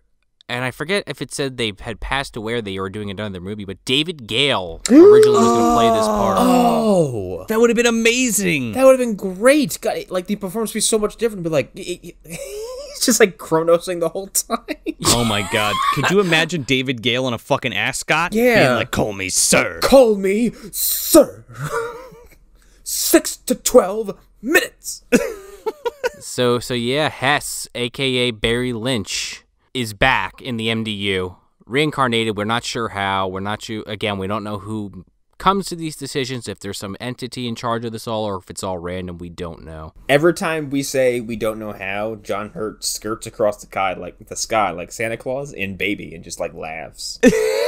I think this was a John Hurt thing, right? Because he's a bad guy. Yeah, he's evil. Yeah. Yeah, I think anyone who's like, just overtly scummy in all of our movies are just definitely John Hurt henchmen. In some capacity. He's definitely opposite Charnetsky, right? Like, he's looking for Charnetsky. Yeah. Oh, yeah. With his fucking comb, brushing his hair every 5 seconds. They have these weird... him and Jerry have this weird dynamic where, like, he's, like, daddy, and Jerry's, like... You know, he always calls him, like, makes Jerry call him sir and shit like that. Yeah, right. And some other shit we'll talk about later. And Jerry has a whip, by the way. Tack that on. Yeah, it's like, kind of like a weird fucked up George and Lenny situation. He's like a hobo Indiana Jones. Yeah. I was gonna say he does look like the sad clown without makeup. Yeah, he sure looked like Red Skelton with a whip. Yes. So we cut to Clint Howard fucking smoking a bone. Oh, yeah. He's not fucking around.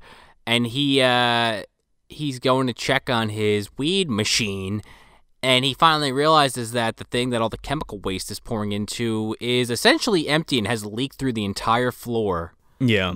And he's like, fuck. And then, like, we hear this, I'm telling you, this sound we hear, okay, so spoilers, we don't see the ticks yet, but it eats the hamster/rat, and it makes the same exact sound as one of the aberrations when it dies. Yeah. Wouldn't be the only thing this movie has in common with Aberration. What's up? Well, yeah, that too. We're going to get to that. Well, that's a good back-to-back. Yeah, I think so. But Clint Howard just, like, grabs this mutilated fucking animal and just goes, dude, what does he say? You're all messed up. Yeah, dude, you're all messed up, and, like, doesn't think anything beyond that. And then a fucking tick runs over his foot. Now, when these things... Okay, so all of the most of the tick motion, I'm almost positive, is all stop motion composited. This one in particular is just creepy, because when these fucking things run around, they're super fast, and they zoom across the scene, and they make this, like, clacky sound when they run. Man, it's creepy. Here's the thing. Ticks are technically arachnids. Right. Because they have 8 legs, and they have these, so one, they have, like, you know, extra pair of legs. 2, these particular ticks have these extremely sharp, pointy fucking, like, I'm not sure what exactly you call, like, the ends of the legs on arachnids, but, like, they're basically spikes, essentially. Yeah. They're extremely sharp, and like you said, every time they walk across something, it goes like... It's creepy. It's like those clackers you used to have as a kid. Yeah. Yeah, and then when they're gnashing their mandibles at people, it makes a similar sound. And, like, I think the sound design of the ticks themselves are awesome. The sound design of this movie is fantastic in general. Yeah. They also have the ability similar to the cat in Uninvited, but not exactly the same, that when they bite you, you start hallucinating. Yeah, they don't poison you per se, but, like, well, we'll get to it. Yeah. So it scares the shit out of Clint Howard, and he, like, turns around and accidentally steps into a bear trap that he was setting up. Fuck this. Ugh.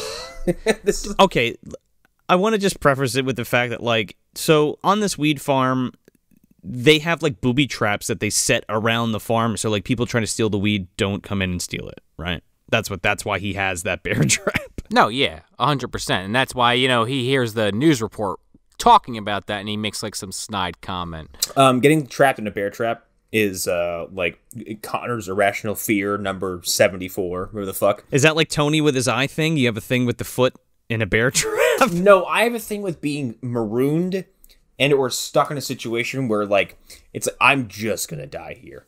Like being lost out in the ocean. So your foot's in a bear trap in the middle of the ocean on a raft. Oh, fuck off. Oh my god. Covered in creepy crawlies. One, you've basically attached an anchor to me. And you've broken my leg. I can't swim. I'm in a raft. You can't swim? No, I can swim. I can't swim with a bear trap attached to my leg. It's buoyant, right? No. With all that horrible shit happening to you, you still have a better chance of surviving than Clint Howard, who is now on the ground, writhing in pain. And then he looks up, and there's all these fucking clutches of tick eggs that just start falling to the ground, like, around his head. Oh, man. He gets a fucking face plant. That fucking thing. Dude, that's a high-ass roof, too. Yeah. Right? So, like, what, like 20 feet off the ceiling onto your face. That barn is huge. I guess what I'm saying is, Connor, even in that perilous situation Joe is hypothetically putting you in, you still have a better chance of surviving than Clint Howard does in this movie. It's true. Well, yeah, because I'm not about to be assaulted by 70 aggressive face huggers. This too, yeah. You can eat the foot too that falls off of you. I would say this barn could definitely house at least 8 pumpkin heads who are backbreakering various rednecks. It's full of fucking weather vanes. The fucking spiders from Venezuela are in the corner from arachnophobia. Imagine that happened too. Clint Howard gets stuck in the bear trap, just takes over on him, and Pumpkinhead just wanders in, picks him up, just backbreakers him, just walks away. For no reason. For no reason. Just because. Just fucking adds insult to injury. The critters roll in. They take a couple bites out of him. He just looks like one of the people who might have pushed him down that fucking mine shaft. Yeah, right. He looks like you're one of the Red Wings? ? Crack. The master of the backbreaker. So while Clint's being eviscerated by ticks off camera, we finally arrive at this fucking cabin. Camp Madeline. You think that's right next to the Camp in Mosquito? Probably. Probably, at least in the MDU. I made the Evil Dead reference because, I'm like, man, there's a Necromonicon in that fucking house somewhere. Well, we're jumping ahead too much because it's going to come up soon. But we have them all start getting out of the car, and immediately everyone's complaining. Rome goes, this is worse than the projects. Don't tell me we've got to sleep in this dump. And then Panic goes, he goes, give me a dark alley over this place anytime. This place is too quiet. It's too damn quiet. And I'm like, isn't that what you want? Don't you want a little peace? Not when it makes it comfortable, you know what I mean? It's like my cousin Vinny. Yeah, here's the thing with Panic, too. Everything that his character does feels super fucking real. Especially coming up soon. But yeah, no, I can see his perspective where if he is someone who doesn't have any family and he lives in the streets, this level of I guess solitude, I guess, and just lack of it's like culture shock for him. Yeah, it's a lack of activity because you go from constant stimulation and constant your head's in a swivel to there's no perceived danger around me whatsoever. I don't know what to do with myself. Also, Amy Dolenz immediately steps in a puddle in her nice shoes. She also there's also this gag where she's got a ton of fucking luggage and shit that they're hauling into the fucking cabin. She's like Princess Vespa. Well, she gives them all to Rome. Rome's got all the bags. She's like, what am I, the valet? And he turns around, he throws one in the river, and Luke Kang's like, good job. Don't worry. I got it. Well, then we go to the men's cabin or whatever, or their room, and immediately Seth gets the closet that has the fucking tick egg in it. They're like, yeah, we don't want to touch that shit. He pokes it with a fucking hanger, and it just spills shit all over the floor. Yeah. Rome's like, what the fuck you doing, man? Bag this shit. I can't put my clothes in there. No one stops and they're like, is that an alien pod? What is that? They're just like, ew, gross. Again, none of them have been in the woods, so they don't know what the fuck it is. So Rome's like, was that pine cone? It could easily be a bee's nest for all they know. Well, think about it too, what Joe just said. If they've literally only been in the city their entire life, which I guess is the assumption with these kids. Sure. They don't know wolf their ass from their elbow out here in fucking nature. In fact, we get some of that Evil Dead stuff right here where Wayne Szalinski himself is talking into a recorder like Dr. Angelo. What the fuck? This is so weird. Real quick, there's this awesome shot. After they leave the closet with the shit all over the floor, yeah. There's this push-in on this hole in the wall. And this really feels like Hellraiser 2 because it's this great shot. Or even people under the stairs, it kind of feels like it's inside the fucking cabin wall. And it's the way it's lit, it's all spooky and shit. There's fog and there's light coming through, partitions in the wood. And then there's just a big ass egg just hanging out inside the wall. And there's light coming through and you can see a tick inside, moving around. It's really cool. But no, you said Chuck is talking to a recorder. And oh yeah. This is where talking to him about talking about the kids like they're science experiments. He's talking about the kids like science experiments and immediately writes off any chance of any of these kids making any progress as people. Yeah. Within the first 25 fucking minutes of arriving to this cabin. He's like, man. He goes, they all have a common antagonist in this one. nature. Nature. Even though they've been out here for less than a day, and I'm only here to fuck this pixie cut-haired woman. I also love how, like, one of the most compelling characters in this group, like their backstory, is just kind of offhandedly mentioned in this scene. Because it's like he's talking about the Ninja Turtles, like April O'Neil talking about the Yeah. Ninja Turtles. And he goes, and Kelly, like this girl Kelly that's just on this trip all of a sudden. Now you're in the movie, Kelly. Nice to meet you. Because we met everybody except Kelly. Yeah. Yeah, she was just kind of in a few scenes, and they never Yeah. even call her out. No. And she's like, Kelly, she's whatever. We're not going to tell you her backstory now, but maybe she'll get better or whatever. But it was horrifying and fucked up, but we're gonna gloss over that. We're going to imply some things that probably happened to her that are just a little bit too serious for us to actually go into. But long story short, she doesn't talk. But never mind that shit. All these kids are failures. Everybody's really broken up about the antique store fire and the Foot Clan, so we'll see what happens. Leonardo seemed to take it the hardest. Yeah, Raph's in the tub. I got a letter in the mail from my associate, Dr. Angelo. He told me about this guy and his computer. He's getting real smart fast, you know. I got the shrink ray in the back pocket. I've been trying to get patented.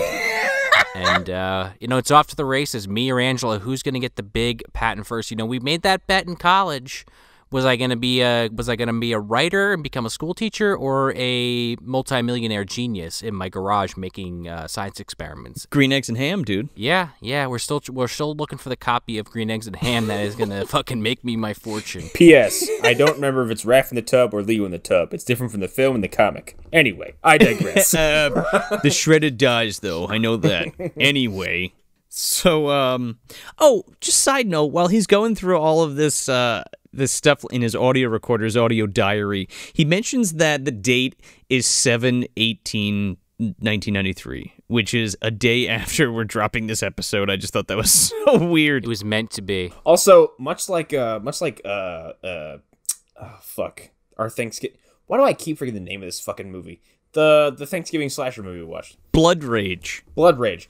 Much like Blood Rage, this is a scene where a character who has some sort of authority narrates into a microphone over a bunch of scenes, and it never happens again. No. They try to add some kind of semblance of, like, what he's trying to do, but it's never really fucking clear, right? Well, it's also immediately undone, like, in a few scenes when, what is it, like, in the South Park way, where the kids are all the smartest people in the fucking room all the time. Oh, yeah. Where they, Well, even Seth Green makes a joke about that. Yeah. yeah, they all call him on his bullshit immediately. But he doesn't even try to, like, do anything with the kids. He's always fucking MIA, and it's like, well, go out, kids, go do whatever. I gotta fuck Holly, bye. Yeah. Well, yeah. I think you nailed it, Sean. He's just trying to get the kids out of the cabin so he Yeah. can fuck her. Like, He's got to go through all 37 of those fucking party hats by the end of the weekend. I can only buy a box, all right? So A big one, too. Bulk order from BJ's. I got the stamina. I bought that gas station dick medicine. We're gonna be fucking, baby. So Seth and Melissa, they go off into the woods for some reason, I guess to get away from it for a minute. Yeah. And he reveals his deep, dark secret to her, and how he just does poorly out in the woods after something happened with his father years back. And while they're walking around in the woods, she just casually backs up into a tree that has a very clear, large, goopy egg attached to it. Yeah. And he's like, oh, there's something on your back. She's like, you're messing with me. There's nothing on my back. He's like, no, turn around. And this thing starts, like, clawing her back, like, starts sucking onto her back and shit. And she, like, doesn't react at first. He, like, sticks a fucking stick in it trying to get it off. And these jowls come out and bite the fucking stick. It's really great. I think it's like a Futurama gag where someone's like, I think it's Fry or someone like has something on their back, and he's like, "What?" And they cut away, and it's like a giant fucking alien scorpion. He's like, "What are you talking about?" Yeah. And that's what it reminded me of. I'm like, that tick is like 7 inches like in diameter. Yeah. and it's it's got its fucking legs sticking in your back, and she's like, what is it? Get it off. How do you not feel the weight of it? Like, I feel like I could probably not feel all 100 on my body if I went for Leo's fucking challenge, but I definitely would feel one of these mutated ones. Oh, for sure. Because it's the size of a goddamn softball with giant pincers. This thing would hurt climbing over you to get to something else. Oh, yeah. So they knock it off, and it runs off with the stick still fucking stuck in it. Oh, it's great. Slam cut back to Charles and everybody else, and fucking Panic just goes, "Hey, Chuck, yeah, these burgers are pretty good, hey." These ain't half bad. Fucking Seth runs up with Melissa. He's like, we gotta get out of here, Chuck. There's a giant bug. We gotta leave now. And he's like, what are you talking about? And he's like, we just got here. It's the nature. It's bugs. What? And he's like, no, this is different. It's not giant ticks, giant ticks. And this is where Seth goes, oh, great. Of course, one of those situations where the parents don't believe the kids. And he's like, oh, of course. Fucking Carlton's like, I should have brought a piece, man. He says that, yeah. And then out of left field, quite literally, Sir and Jerry walk over unannounced. They sure do. Have you seen a portly man in a brown robe around these parts? Has anybody smelled fried chicken? I smelled the burgers. I thought it was chicken. No chicken? Okay, by the way, we saw him sleigh by in a big old fucking sled and being driven by giant rabbits. Oh, man. Giant ticks are pulling that fucking sled. Yeah, well, or the rabbits are fighting off the giant ticks. We're not sure yet. Could be. They're Rastabel, dude. Who knows? So, Sir starts going to them like, yeah, just so you know, you're like in an area that people are selling dope, right? He's like, yeah, you got to be careful out here. And Charlie's like, dope? What kind of dope we talking about? He's like, marijuana. He just keeps like mocking this guy, and he's got this giant shotgun with him, and he's like, yeah, casually. Yeah, and he just keeps like harassing these people because like, they don't know where the fucking weed's at, right? And they're just like, yeah, make sure you don't accidentally stumble upon it because, these farmers will blow your fucking head off. You get me? Meanwhile, as he holds the gun, like, right up to their head. Make sure you don't step on my World War II era landmines I installed around the woods. Yeah, meanwhile, he's got the gun, like, literally in their face as he's combing his hair with the other hand, and he's got his finger on the trigger. I love how, like, Jerry goes to do shit, and he's like, not yet. And that's such a creepy thing, especially, like, later. Oh, yeah, because he keeps looking at Melissa all, like, sick. Yeah. It kind of actually reminded me of 28 Days Later, oddly enough. Later in that movie, when the Eccleston's military boys, like, attack, I think it's the two girls, and there's a moment where he whispers, he says, slow down. And that always stuck with me, because I'm like, ugh. I'm like, because your intentions are very clear. You just don't want it to happen yet. Yeah, you're savoring every moment. Yeah, you're waiting. It's like, oh god. So we cut back to old Clint. This guy is getting like the Home Alone treatment in real time. He sure is. He's stepping into every fucking rake that is propped up around. He's going. Ugh. He wakes up to a fucking tick crawling around underneath his shirt. He rips it open and it's underneath his skin. And it's running around in his body. Yeah. So he hobbles over to like the shelf and knocks over some egg crates, and he pulls out like a revolver, and he's like, God damn it! And he just starts like shooting his leg, trying to hit these things. Dude, it crawls into his leg, and he shoots himself like 3 times in the leg. And has no fucking reaction except there's still a giant thing inside of me. Also, Sean, when you said walked over and knocked over some egg crates, I was fully expecting a leprechaun joke.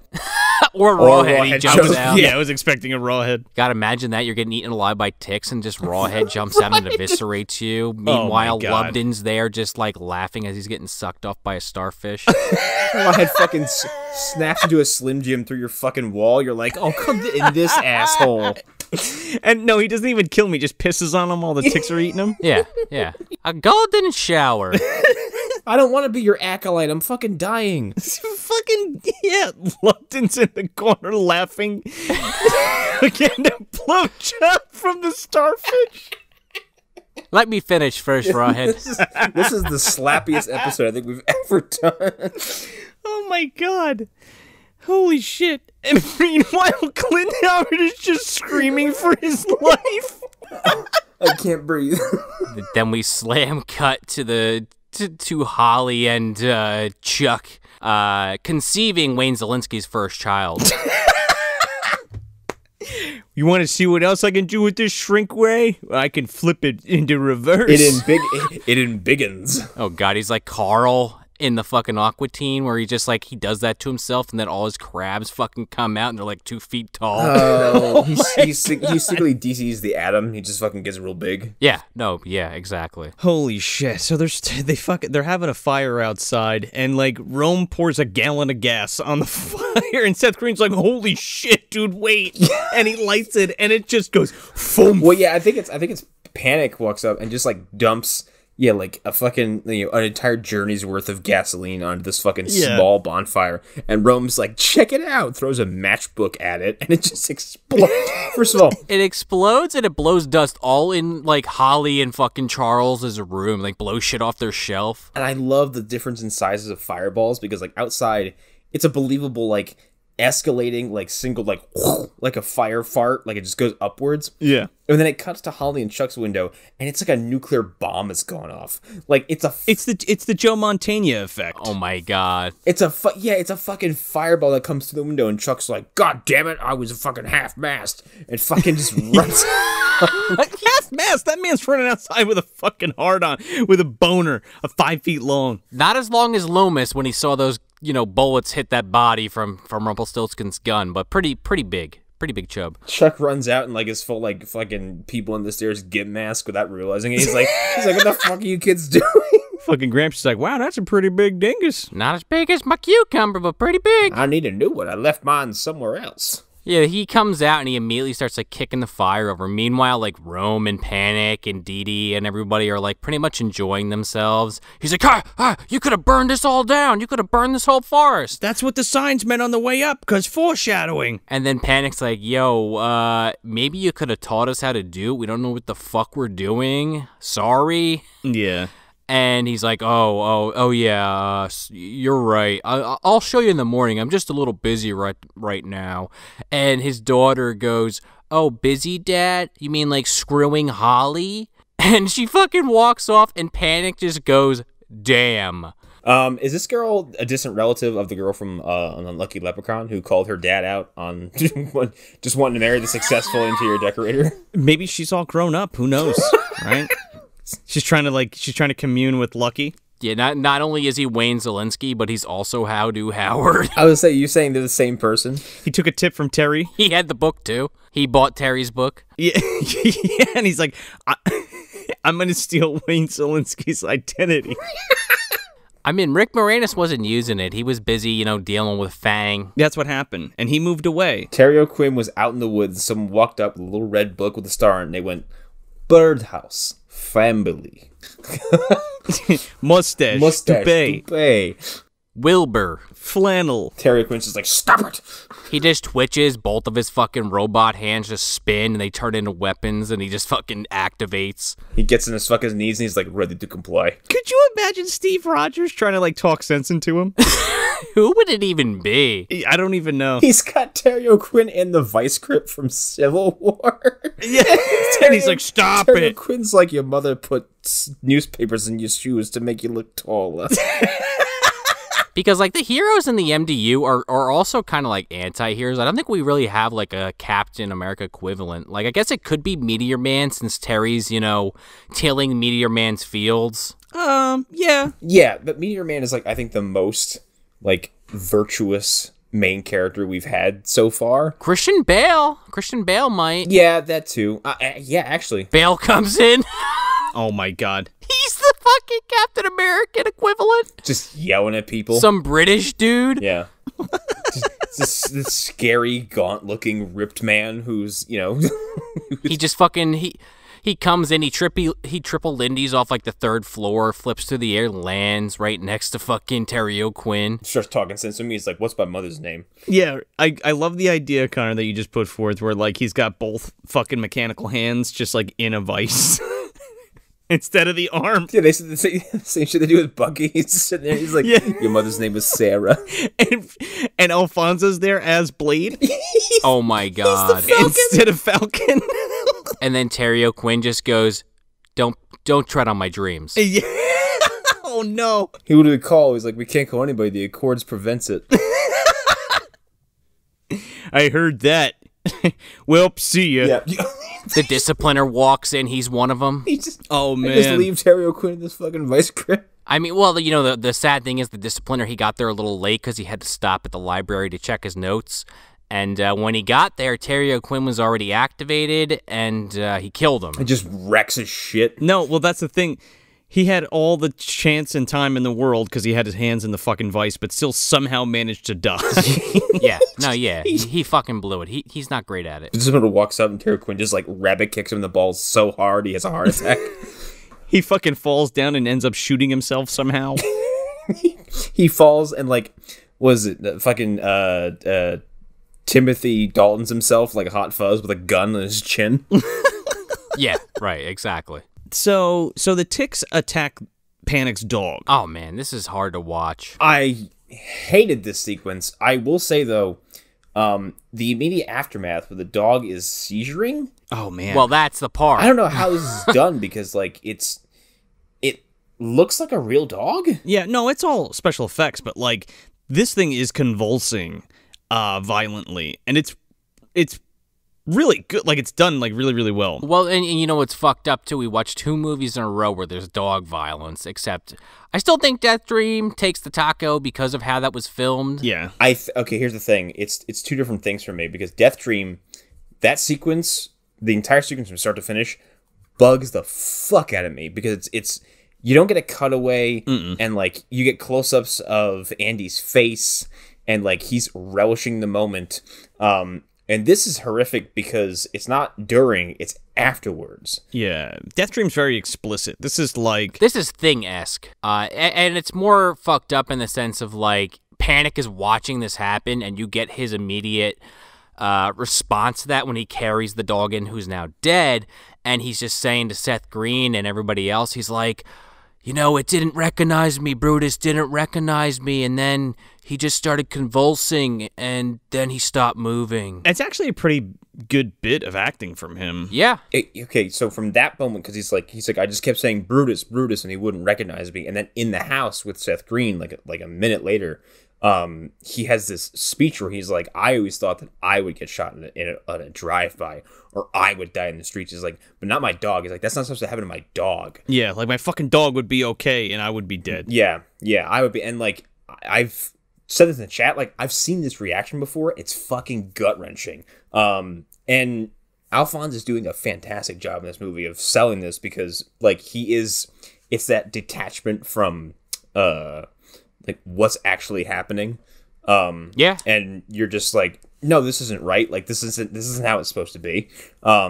Right. And we had a... But you also layer on top of that Seth Green basically, for lack of a better term, telling him to calm down, and then he really starts to fucking lose it. Like, what do you mean calm down? Yeah, well, that's like Seth Green made like the first mistake of many. It was telling an irrational man who's emotional to calm down. That's the way to get hit.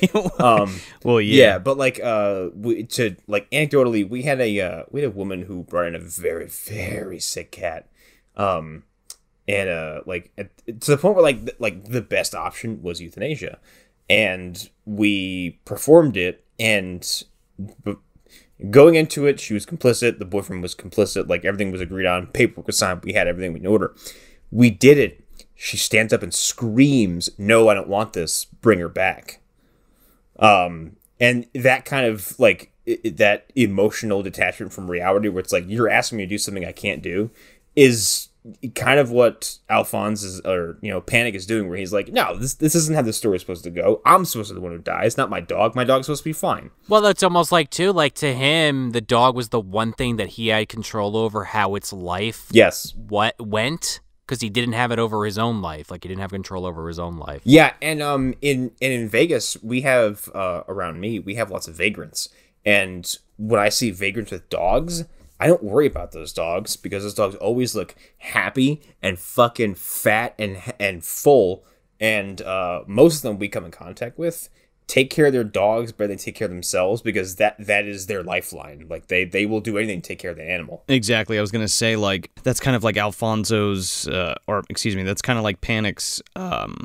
It's his baby. That gives him a reason to keep going. You know what I mean? Yeah. Yeah. And he's like confiding in Seth because he's like the one guy that he's kind of made any connection with besides like I mean he obviously he knows Holly and he gets along with her, but she's the adult. Like he doesn't really have any friends. Like yeah, he gets along with Rome because like they have similar interests, but beyond that, like Seth is the guy he's been open up to. And when Seth kind of like doesn't comfort him, he's like, fuck this, I'm out of here, and he books it out. Yeah, well, he finally, he's fed up. It's kind of like he lost everything, and like he didn't want to be there to begin with, and now his fucking dog's dead. He just like lost everything, and he's an angsty teen ? But yeah. Well, we go to the next morning, and now there's ticks all over the fucking place, like the eggs all over every tree, just about On the fucking sign where they're staying. Yup, and this sheriff character is inserted into the film. He comes in, and he's with Charles looking at the dog. And I guess the only real point of having him come here is so he can tell them, hey, that's weird what happened with your dog. You should go check it out at the veterinarian's office at Doc Cates. Yeah, he's basically like, oh, hell of a thing with the dog. Well, gotta go. I don't want any breakfast. That pancake looks like shit. Yep. You want some breakfast? He goes, hell of a storm. Walks away. Well, I gotta go. Is that some of that bread in a can shit I've been seeing online? I'm good. Pizza in a cup. I'm sorry, what did you just say? Bread in a can? Oh, yeah. I don't know what that is. Saw it on Twitter today. A guy that I was friends with years ago, he posted about it specifically because people in New England apparently all love bread in a can. It's like one of those things that's like a stereotype, apparently, that the internet believes is true but isn't. Wait, is that like a spotted dick pudding? Is that what you mean? I guess it's basically B&M bread in a can, open each side, and it comes out, and it's like some raisin bread or some shit. It looks horrible. Yeah, it's like a fucking. I feel like that's a British thing, isn't it? Well, apparently, according to Twitter, it was a New England thing, and he fucking chimed in and said, excuse me. It is not. Maybe they meant English thing. Maybe. From England, not New England. So the sheriff, basically, he leaves, and Holly goes, okay, well, where's Panic? Where's Panic? I haven't seen him yet today. And finally, Seth Green's like, yeah, by the way, he left last night. I didn't want to say anything. He's going back to L.A. He's hitchhiking. Bye. Chuck like fucking bites his head off and he's like, oh yeah, that's right. Wait, like I didn't try to stop him? Like it's all my fault? I'm gonna go cry inside now. Yeah, this guy sucks. Yeah. Yeah, Chuck is terrible for most of the movie until he gets injured, so to speak. Well, yeah, and then he had a big fucking wake-up call, right? There's a couple scenes, especially like this one, that like I never looked at them like, oh, these young kids, but then like in certain sequences I'm like it felt like they were like really young kids. Well, every time that, every time Chuck was about to climax, he was interrupted by some kind of fire explosion or a screaming match or a tick biting on his ear. So he's all built up. He can't get that testosterone out, so he has to act like an asshole. Isn't that how it is?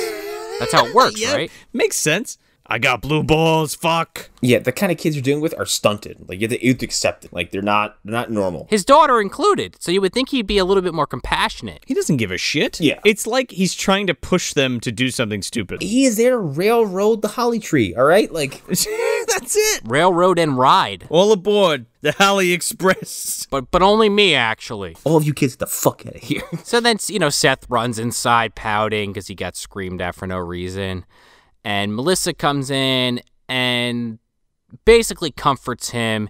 And I guess in the span of her coming in to talk to Seth and Chuck kind of realizing, maybe I am an asshole, he comes in and is like, hey, by the way, I'm gonna go look for Panic, but actually I'm really bringing this dog to the vet, and I'm just gonna kind of look out the windows and hope I see him. You want to come with me? I'm gonna go down the only road, and hopefully he's walking down it. Why don't they spend I don't know, an hour, maybe 2 or 3, since someone's fucking lost, and just search around the perimeter?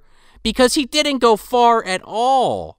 Well, he goes pretty fucking far. Well, okay, hold on, because they go to leave in the van, Seth Green and Charles, and he's by the fucking, sign. like behind a rock, like just hanging out, like I guess hoping they would come looking for him. And then he sees like the van leave, and he takes that. At least this was my read on the situation. He sees the van leave, and I was like, I'm not even gonna really look for me. Fuck these guys. And then then he starts, going off on his own for real. Like, if they spent an hour, 20 minutes, they would have found him. Like, yo, Panic, what is everything okay, man? Like, you want to come back? No, they just fucking go in the van and leave, and everyone else just chills at the cabin. Right, but I guess they didn't assume he'd be standing behind the fucking sign. No, sure. Like, the first thing I would think is he's like miles away. Yeah, well, it's just amazing to me that literally nobody, except for like Seth and Charles, like, make any effort to try to find this guy. Everyone else is like, he left, and we're really worried about it, but we're gonna go suntan over here. Yeah, and like Holly makes no effort either, because Holly, like, her next scene is her just telling kids, like, hey, go find something to do Together, so I can stay here. Yeah, so I can stay here and wait for the fuck man to come back. Or whatever. Ew, I don't want to call him the fuck man. My name's Chuck, and I'm here to fuck. Oh, man, Chuck the fuck man. No thanks. So Tyler and Chuck are in the fucking van, and they're taking the dog to the vet, even though the dog is very much dead. Well, they want an explanation of, like, what happened, and I guess, like, if there was a veterinarian up the road, then why not? Sure. Well, it's not up the road. It's like an hour away from camp. Yeah. It feels like it. It's up the road in wilderness terms. Well, it's right down the road there, past the fucking Spivey's farm. Yeah, past Spivey's, right past Clint Howard's, go past Granny's brothel, and go another 10 miles, and then it's on the left of the chunky chicken. And don't forget the beef jerky. Or the honeyed roll. Don't stop for John Hurt. He's going to trick you. Yeah, if you see a man in a cloak with his thumb out, don't pick him up. Now, if you pass the chunky chicken and you see a small house elf walking out, don't touch it, because you might invoke the wrath of an ascended figure. If you see the house elf, you've gone too far. That's his house elf to bully. Not yours. Nobody else's. You can't protect him either. You gotta just let him do his thing. Did you save him from my buckshot? Did you impede my fucking elf from getting me chicken? I will fucking skin you alive like chicken. Son of a bitch. I'm gonna do to you what I did to the Six Flags guy. Oh, God. What did he do to the Six Flags guy? We don't talk about that. We don't know. We don't know if it was Gunnar, Charnitsky, or Haggerty. One of them took him out. He hasn't been brought up in a while. I'd be more interested in Haggerty doing it, because, like, can you imagine him just talking to someone while skinning alive? He's like, I just had to do this. I'm real sorry about it, man, but, like, I had to tan and dry your skin like a leather, okay? Leather face, get it anyway. He's gotta make Gunnar's leather faces for him. He's the only one that has the patience. Really not a fan of this. I don't like it, but I gotta do my brotherly duties. Listen, man, he lets me stay in the mansion if I make his skin faces. Okay, that's fine. Meanwhile, the Six Flag guy's saying, aren't you magic? Can't you just make this happen with a snap of the finger? Yeah, but that's... No, I've gotta cut your leg off and shove a big pile of salt into the wound, alright? Just shut up. For whatever reason. I could do that, but I choose not to. The fucking Six Flags guy is in Granny's basement, like, chained to the wall, with no face now. Yeah, it's like the Joker in the fucking Grant Morrison run when he brought him back and he, like, cut his face off and, like, reattached it as a mask. Yeah, he cut his face off and just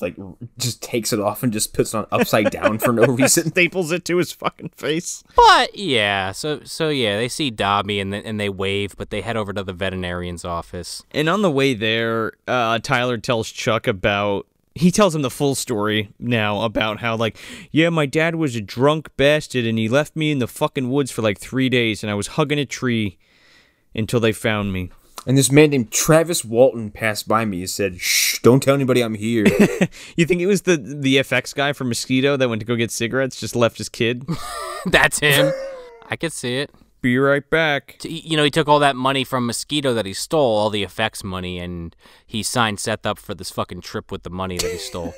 All right, well, hope to never see you again. Bye. Seth goes back, and his dad just, like, never comes to pick him up.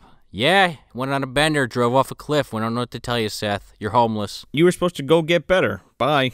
So they take the dog to the vet, and immediately I love the middle-aged women vets or doctors, right? Like in Predator and The Relic. It's always fun. Well, here's the thing. That's like this is the most veterinary-looking veterinary doctor I've seen in a movie so far. Really? Yeah. Also, like what she's doing with the syringe is like accurate, because I think, doesn't she feel the abdomen? She's like, the fuck is this? Yeah, she's like, this isn't a snake bite. There's something's fucked up with this thing. Yeah, so she goes to basically do like a fine needle aspirate, essentially, which is basically you poke a mass with a syringe and you hope to draw some some cells out, and you look at a microscope. She's also could be doing like basically just tapping the stomach, say there's like abdominal fluid or something like that. So I was like, hey, look, like the actual like veterinary medicine's being done here, not someone like, no offense, Graydon Clark, but you're like, let's cut the cat open. Here. Question mark. Loosely hold it while the door's open. Yeah, she fucking bangs on this thing. It sounds like a fucking ripe melon. There's nothing inside. Yeah. But she sticks the syringe in to go pull the blood, and nothing comes out at first. Like 3 different times. Yeah, but then she pokes it again, and she starts drawing blood out, and the blood gets sucked back in. Oh, it's such a good scene. I'm like, that's so fucking cool. Pulls the fucking thing out. It fills with blood, the syringe, and then the fucking plunger just pulls back down. So good. And then she yanks it out, and the fucking tick is attached to the syringe. Dude, she rips this fucking thing out of the dog's stomach. I'm not even sure how this happened. Well, first she goes to stab it again, and this thing like rips the needle off the syringe from inside the abdomen, so you don't know what's happening. Right, but then there's the needle's in its back, and it like bites its way through the dog, and then she like rips it out. Right, and then it starts moving, and she gets freaked and drops it. And they immediately do what Graydon Clark did not. They shut the door and stick a blanket under the fucking doorway. They shut the door. I was like, you guys know what you're doing, like. Because I always go back to that scene in Gremlins anytime you have a doctor with a fucking creature. Oh, sure. And I was waiting for someone to get killed, specifically the doctor or Charles. Come out here. I just want to take a look at you. You want a candy bar? Yeah. Or what? Or how about your neck? Yeah, that too. This is like one of my favorite scenes in the film. It's really creepy. This thing is running around this fucking vet office, and it's going like running. Like, first of all, Seth Green is on his fucking hands and knees with his face next to the ground. Are you crazy? The fuck's wrong with you? There's a part where this thing's jumping all around. Now, when this thing's animated and like walking around, specifically this part, it like jumps on like a chalkboard and starts clacking on the fucking where the chalk goes, the little metal thing. This is all stop motion animation, which I thought was amazing. And it's like so good you don't even really notice it that much. Yeah, I didn't. No, I didn't, to be honest. It's really excellent. Anyway, this thing jumps on fucking Seth Green's face, and he should be fucking dead, or at least get, bit in the face, but he doesn't. He's got plot armor a mile thick. Oh, he sure does. Yeah, Charles rips it off him, no issues, and then it goes flying, and Doc Kate just fucking squishes it under her heel. I love her reaction. She's like, when in doubt, squish. Yep. And when she steps in this thing, like the back end opens up and just like gross bug viscera just flies out of the fucking floor. It's so cool looking. Dude, it's like Bill Murray's pimple when it explodes on his lip in Osmosis Jones.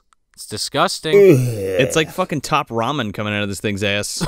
Yeah. Thanks, I'll never eat that again. I will. I'm hungry for it right now. So they're dissecting this thing, and they have a full-on aberration moment where they're like, oh, look at this. It's a wood tick for sure, but it's fucking mutated. It's got steroids coming out the wazoo. Yeah, she like sticks her finger in there and smells it. She's like, yeah, herbal steroid. I'm like, wow. She knows her shit, apparently. You'd be surprised at what medications and what substances in medicine have distinct odors.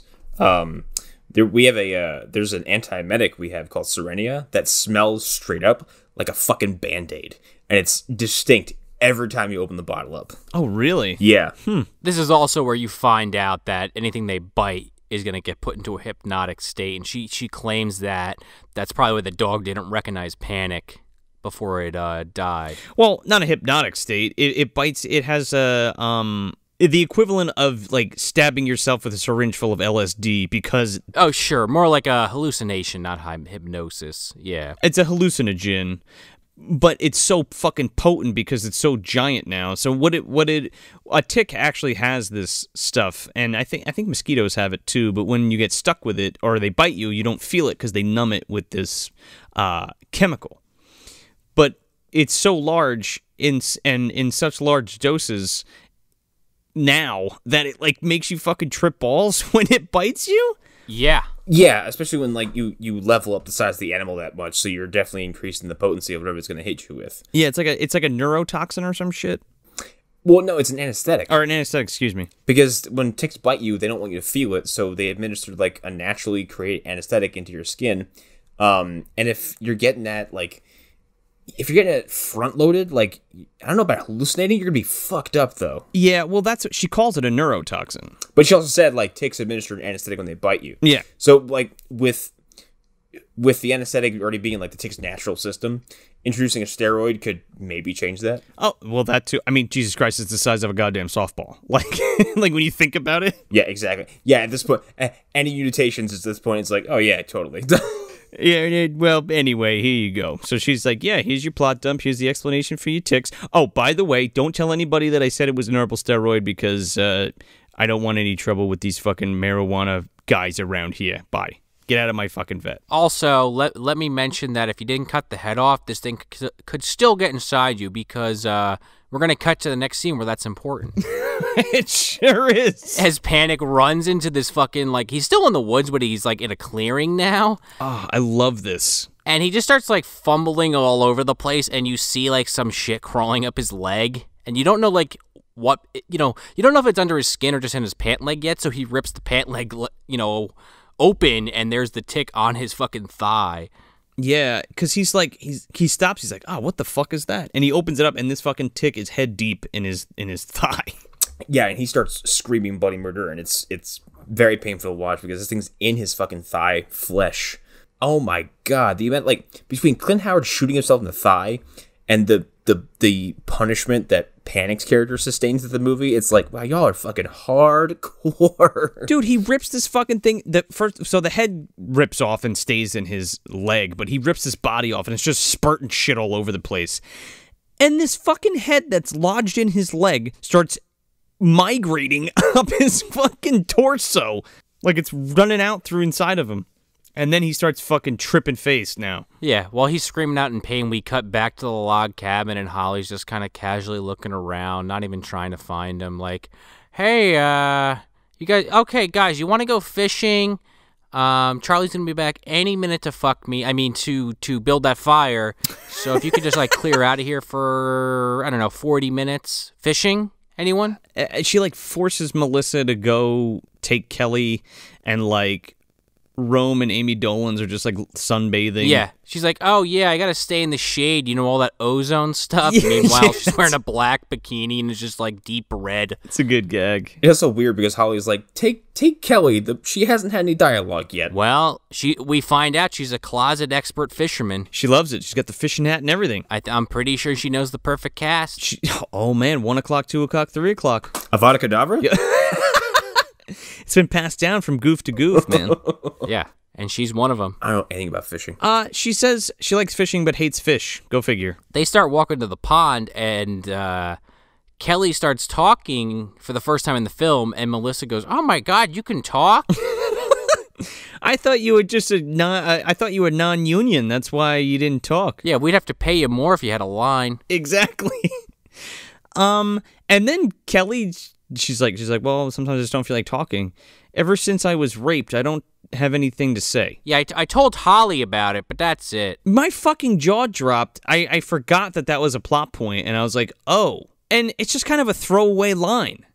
But I guess the point is Kelly confides in Melissa and basically tells her that like Holly is actually a really great person and she was there for me when all that happened. So you should stop giving her such a hard time because she's fucking your dad. Yeah, so they go down to this fishing hole, which is just literally like a literal fishing hole surrounded by like grass and fucking marsh and shit. It's a fucking like stagnant pond. Yeah, they're like, oh, this is it? Okay. Here I go, perfect cast time. Literally, because Kelly like fucking whips this thing in the water, and like she catches something immediately. This is another one of those times where like specifically this, like I feel like they're just kids. Oh yeah. Like young kids, just the way they're kind of acting and like talking. 16, 17 maybe. Yeah, or like 15. No, like young. Yeah, you know? no, yeah, I could see 15 for sure. And she goes to Melissa like, oh yeah. You got to get the net. You got to get the net to get the fish. Yeah, because it's like stuck. And she's like, oh, man. She's fucking walking out there all dainty and shit, walking slow as hell with the fishing net. She pulls this thing up and fucking Ben Gardner pops out of the water. Oh, my God. The sheriff comes out with a note fucking taped to him. It says, JH. I think John Hurt left his fucking calling card. A note about the sheriff being in this water. Like, what's her face? Melissa. Yeah, she walks out in this thing, and it's like ankle deep. And she's like netting in the water, and then they pull up the sheriff's whole fucking rotted corpse. I'm like, is he just in like exclusively the deepest part of the pond that's like 2 feet wide and like 6 feet deep? Well, here's the thing, Connor. That's what this fucking, this note is all about. JH, John Hurt, he got the idea from Jeremy Melton from Valentine. He saw that, and he figured, hey, the guy leaves a literal calling card with his initials at the scene of the crime, and he gets away with it. So, I gotta practice that one in real time here in Ticks. He signed it in crayon? Yeah. I like to think that, like, since it's only ankle deep, John Hurt is, like, somewhere else, like, bobbing this sheriff through a portal. Yeah, okay, yeah. I was gonna say, like, they find a note just as like temporal anomaly, details later. Sheriff dead, details later. By the way, pond is paradoxical. Do not enter. By the way, his patrol car is just covered in leaves and no one noticed. Oh, yeah, they fucking uncover Marty's ride. They must have walked by this thing to get to this pond. And then suddenly they're hiding by it. And they're like, oh, a car. I'm like, you definitely saw that 10 minutes ago. Bullet holes the size of matzo balls. I get that the movie has to establish why Sir and Jerry are going to continue to be antagonists in this film. And I do like where it goes with it eventually. Sure, the payoff is good. But did we really need the whole subplot with them killing the sheriff off fucking camera? I guess, sure, why not? It just seems like shoehorned in like a motherfucker. Yes, because that needs to come back later for the payoff. And then also the kids need to be scared to go and like be like, oh, there's something fucked up happening. You know what I mean? Shh, okay. That's fair. Because this comes back in a big way later. Even though there's giant ticks running around killing people, but okay. The dead sheriff does it. Meanwhile, Amy Dolenz and Rome are just playing like hide and seek, like fucking around, like making out, not really like doing much of anything. They're supposed to be going to meet Melissa and Kelly, and they like don't even know where the fuck they're going. No, they make out at a location, they run, they chase each other, they make out some more, he chases her. Ends up in Clint Howard's barn. Yeah, in a barn somewhere with weed and some blue lights. Pumpkinhead's there. Yeah, looking for a mine shaft. He's just backbreaking Clint Howard over and over again. Oh, she's like, oh god, not this again. I thought we threw you down a fucking well. She goes, Tommy? Is that you, Tommy? No. I was one of the nice ones to you. One of the nice ones. He stops mid-backbreaker and just drops Clint Howard into another bear trap. Andrew Robinson just walks out from behind the weed. With the fire truck? Yeah, come to daddy. He pushes Pumpkinhead, who falls backwards. He falls through the floor. This farm has been on top of the mine shaft the whole time. Oh, man, see? Oh, no, that's where the toxic waste is running into, the fucking mine shaft. Oh, my God. It's, the lore goes deep on this one. As deep as a mine shaft. Goes all the way to fucking Ireland. Yeah, there's a mine shaft and a well involved there somewhere. Mm-hmm. Could be the same location, it might not, we still don't know. Is that why the starfish can talk and give blowjobs? Probably. Well, that was a GVD thing. We can't really explain her magic. It's one of the few unexplained things in the fucking Movie Dumpster universe is how GVD's powers work. How they operate, yeah. But right at the central point between these two locations, you hear...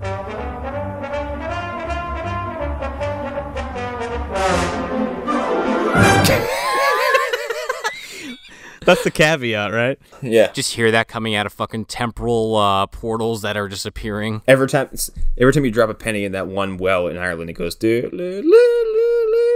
As it's spinning in the air. We're here to fix the hydroponics unit. You're never gonna believe this. Giant ticks. So yeah, there's a fuck ton of eggs. She ends up like, spooky walking through like a haunted house kind of thing in the barn, and she ends up walking past this like wall of fucking eggs. Looks like a 13-year-old's chin in high school. Looks like Freddy's ball sack. Yeah, a little bit. Oh my god, how many testicles does he have? A lot. He's like, all right, I count of 1, 2, 7, 9 to 11. Here's my balls. That's more of them for Jason to kick. Clint comes at her from like behind, and his face is like totally fucked up. And this is where we get his fucking line of the movie. I'm infested!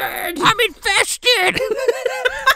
hands her. He goes to shoot himself, and he's like, "Nope, you do it." Dude, he trips over another bear trap. He's like, take the gun, you can't kill me, I can't do it myself. And he is like straddling her just about. He's like in her face with the gun up to his head. He's like, kill me. Well, he says, "I'm blind. I can't see them, but I can hear them." I'm like, Oh, yeah.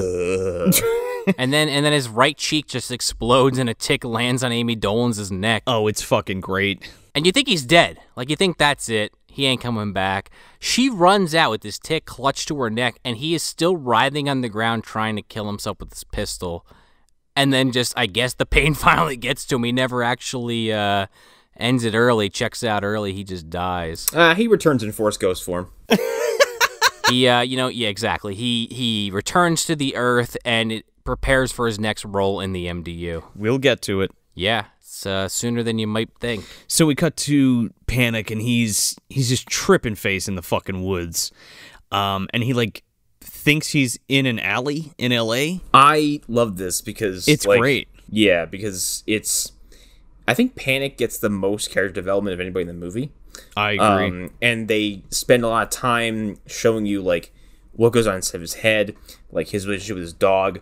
And even, like, in the next few scenes, like, how much of a like, he seems like he's all talk. He's really not. No. If you push him far enough. Yeah. So he thinks he's in part 8, and Just starts punching a guy in the head. He's like, oh no, he's gonna come punch my head off anytime soon. he's like, oh no, those guys are gonna shoot me full of heroin. So he starts getting his ass kicked because, like, Sir and Jerry, like, walk into the alley and start beating him up, and then, like, it flashes back and, like, he's in the woods and they're just, like, beating the living shit out of this guy. Yeah, being racist towards him too. And being homophobic. Yes, but also because they're gay. Yeah, I'm not sure what the actual joke was here. They are. They're totally gay. Yeah, because it's very much like, I'm gonna make him squeal like a piggy kind of shit. Like, Sir is about to throw a fucking on Alfonso Ribeiro. Yeah. Well, thank God he has that fucking little switchblade in his shoe. Yeah, he fucking pulls that out and jabs it into Jerry's leg. Let me tell you something.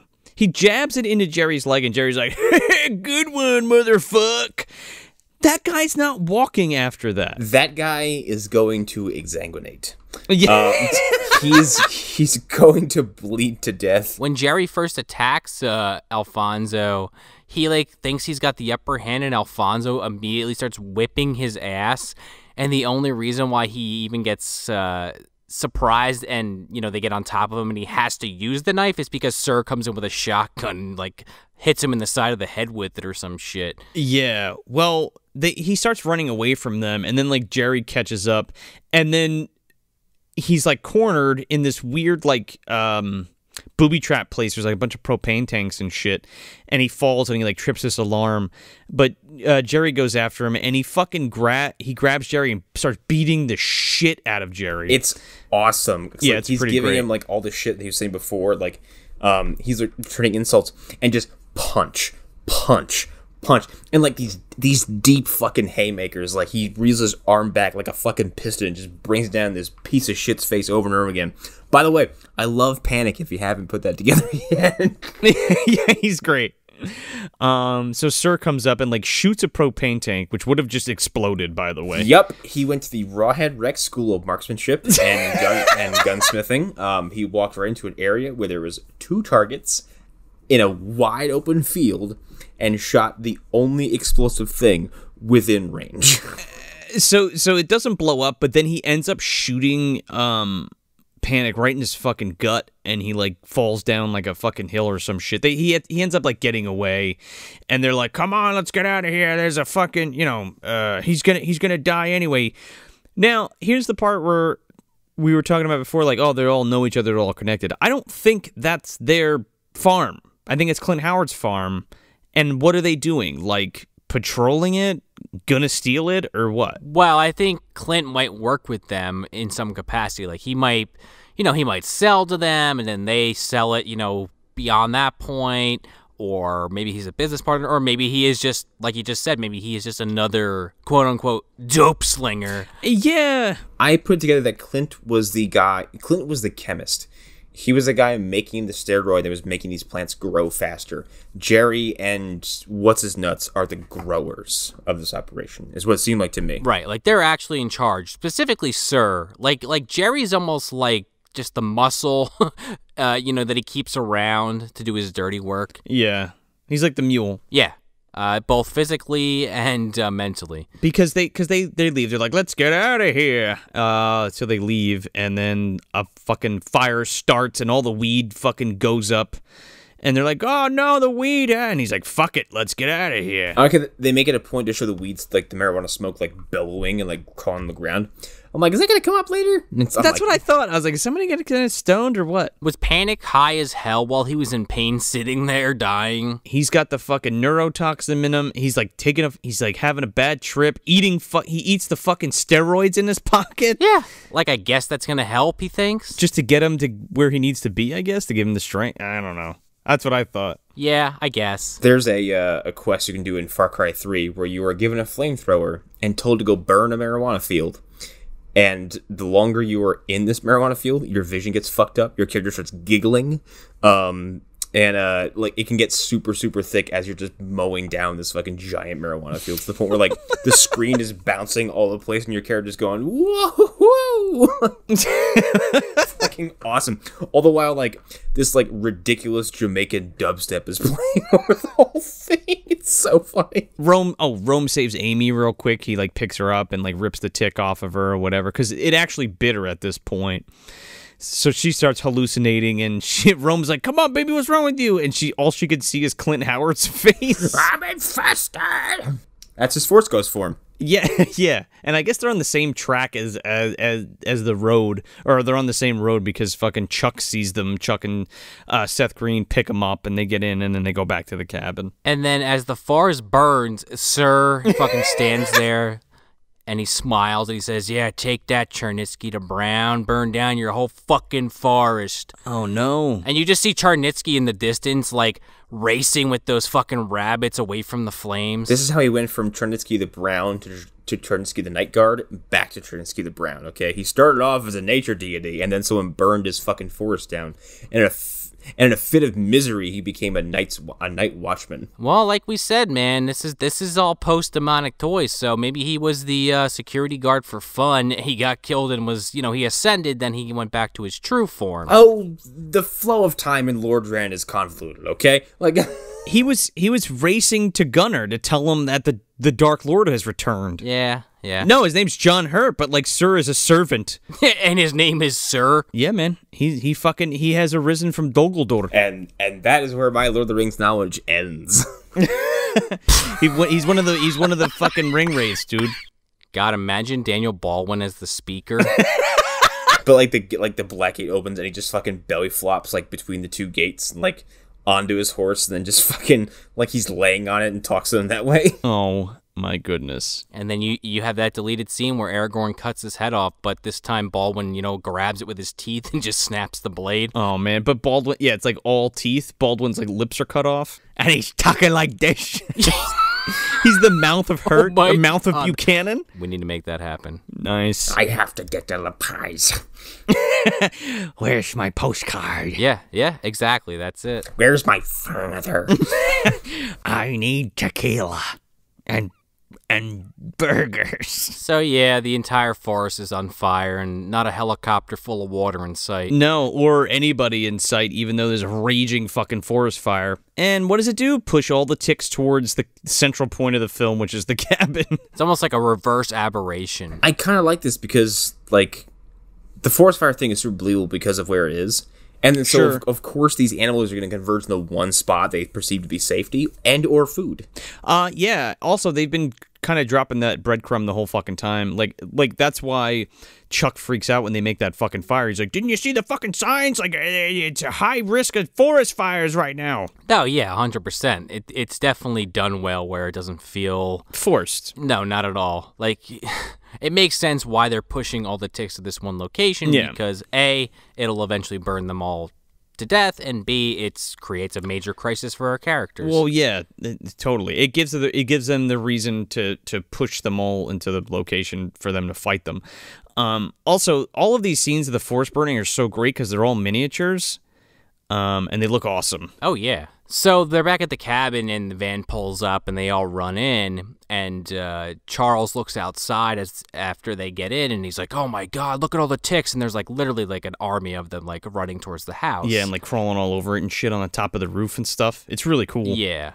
And then Sir and Jerry get there, I guess because they just happen to come across the building because they know it's there from earlier. And they're like, let us in, let us in. And no one wants to let him in at first, especially Seth Green. He's like, nah, fuck him. Yeah, I agree. Yes, seriously. And then Charles, because he's trying to be a nice guy, lets them in, and oh boy, does he pay for it. Oh, he sure does. They got ticks all over him. I think Sir fucking like throws one against a bookshelf and it explodes. Yeah. That right there, he's got that superhuman strength, dude. That's his demonstration, is throwing a squishy bug against the wall. Yeah, if he doesn't need more, it's an abuse of power. Like, it's a disgusting display of power. You just get one. You just get one, and you know that I've descended. Well, and Sir and Jerry are trying to play it cool. Like, they're just, oh yeah, we got to stop these ticks. We got to do whatever we can to get out of here. If we can just get to the van, and they're all pretty much in agreement. Yeah. But then Alfonso gets there. It sure does. And they're like, oh, don't let him in. Don't let him in. You're going to let those things in with him. And Seth's like, fuck this. And he opens the door. Well, Sir and Jerry start shitting their pants the second they see this guy. Alfonso's Panic's like half dead, and like the last thing he says is like, he's like, they did me, and then he fucking dies, and then they turn to Jerry and Sir, and they're like, all right, motherfucks, this is how this is going down. Give me the keys, and we're getting out of here, and we're gonna feed you to these fucking ticks. I like that their facade of like, oh, thanks for the help, blah blah blah, and they're like, oh, it's the man we shot. Ah, well, fuck this. Oops. He was supposed to be dead in a gutter. Keys to the van, s'il vous plaît. Well, then Charles is like, oh, can't we talk about this like normal people? When he goes to walk towards the door, and fucking Sir just shoots him in the back of the leg. He shoots him right in the ass. And that was the day where Chuck became a man. Yeah, and then Jerry punches Melissa, and Sir's choking out Rome. Yeah. Grabs Seth Green by the back of the head, and he's like, all right, now we're going to do this the way I asked to do it. Which is the same exact way we proposed to at the beginning of this scene. Jerry, go get the fucking van. Oh, yeah, so Jerry goes out there, and he's got this torch that I don't know where they got it from. No, sir. No, sir, I don't want to get the van. Yeah, he keeps saying that. So he goes out with his torch and his fucking, whip, which, we say it's a whip, but it's it looks like one of those novelty ones you would get for Halloween, but, chopped in half. It's more like a cat of nine tails kind of looking thing. Sure. And he's going out there, and he's hitting fucking ticks with the whip, but every time he places the torch even against a tick, it immediately pops like a popcorn kernel. Oh, man, these things explode. It's great. And every time it's slow-mo. Oh, yeah. It's and there's shit flies everywhere. It's great. Well, he somehow makes it to the car, but I guess one was already in there and starts biting him on the neck. And he rips it off him and squishes it, but I guess it bit him well enough to make him start hallucinating. Oh, yeah. And I guess he felt real guilty about killing that sheriff. He sure did. Who comes back and he's like, you shot me. Sir is outside. He's like, Jerry, what the fuck are you doing, Jerry? And he's just like, oh no, he's back. And he sees Sir as the sheriff. I think this scene is awesome looking. So the sheriff that he's hallucinating is shooting at him, and he's like, yeah, why'd you do it? You're a bastard, blah, blah, blah. So Jerry drives the fucking van directly into Sir and through the fucking cabin wall. Who somehow survived. What the fuck? Dude, I forgot he gets back up. Dude, it's worth it that he gets back up again, because it's It's sure. Yeah, it is. So Sir gets up, and and the rest of the gang overpower him, and Rome stabs him in the fucking chest. Yeah, with a piece of fucking broken wood or a piece of glass or something. Yeah, or with a knife, I think, or something. Yeah, maybe. So they all scatter, and then fucking Panic starts convulsing in the side of the room, and yes, he fucking poltergeists up the side of this fucking wall. And I guess because they basically crowded Sir and took him out of the equation. Getting hit by a car going through a wall and into another wall didn't take him out, but getting stabbed once, which, not that that's anything to sneeze at, Sure. but that took him out of the equation. Dude, this transformation is amazing. it just like again, this is I feel like this is a Brian Yuzna like directing thing or like suggestion thing because like these fucking these like legs like shoot out of Alfonso Ribeiro's like knees and like pushes out. It almost looks like the Guyver kinda. Yeah, a little bit. Like when some of the Zoonoids transform or whatever. They called Screaming Mad George for ideas. Oh, like, yeah. Hey, how would you go about this? Right? So the fucking thing's like pushing out his knees and his fucking hands rip open and these fucking legs come out. And like just to paint a picture, like Sir had shot like a lamp and like it's just like this kind of like strobe light effect over this fucking thing. And this thing ends up like ripping out of Alfonso Ribeiro and like his head fucking splits in half. It is so awesome. And then we have this giant tick that I presume was the head that broke off inside of him. Yes. and then was just pumped with steroids as he just chowed down on these things like they were fucking Pez. So they have this giant tick now. Greatest fucking steroids in the world. Greatest fucking poppables, man. My blues, I can't live without them. But while he's like transforming, like Sir was just laying there, like unable to move while everyone else has like gone to the second floor and barricaded the door to try to like break out the window to get to the car. Yeah. Like, this elaborate plan that they're working out. Kelly like uses the fishing pole to grab this tire swing, and Seth Green's like, okay, I'm gonna swing with the tire swing to the van, and then I'm gonna get the van and we're gonna go. And that's the plan. Meanwhile, Sir gets literally eviscerated as this thing climbs on his back and just grabs him by like the lower jaw with its mandibles. Oh yeah, man, violates his ass and then like fucking bites his head off, presumably. And then Charnetsky got the last laugh. I'm still here, fucker. If you come back again, I'll be waiting. He's like waiting in the fucking shadows like Batman. Just chowing down on a chicken leg.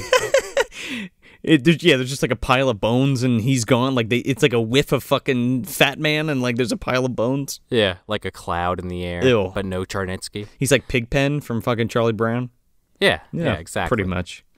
So yeah, they go to out the window and everybody's jumping out the window. Well, Seth, hold on, he hits the ground and these ticks start coming at him. Oh, so yeah. he thinks back to Aberration and he says, well, how the hell did Simon Basel get out of that?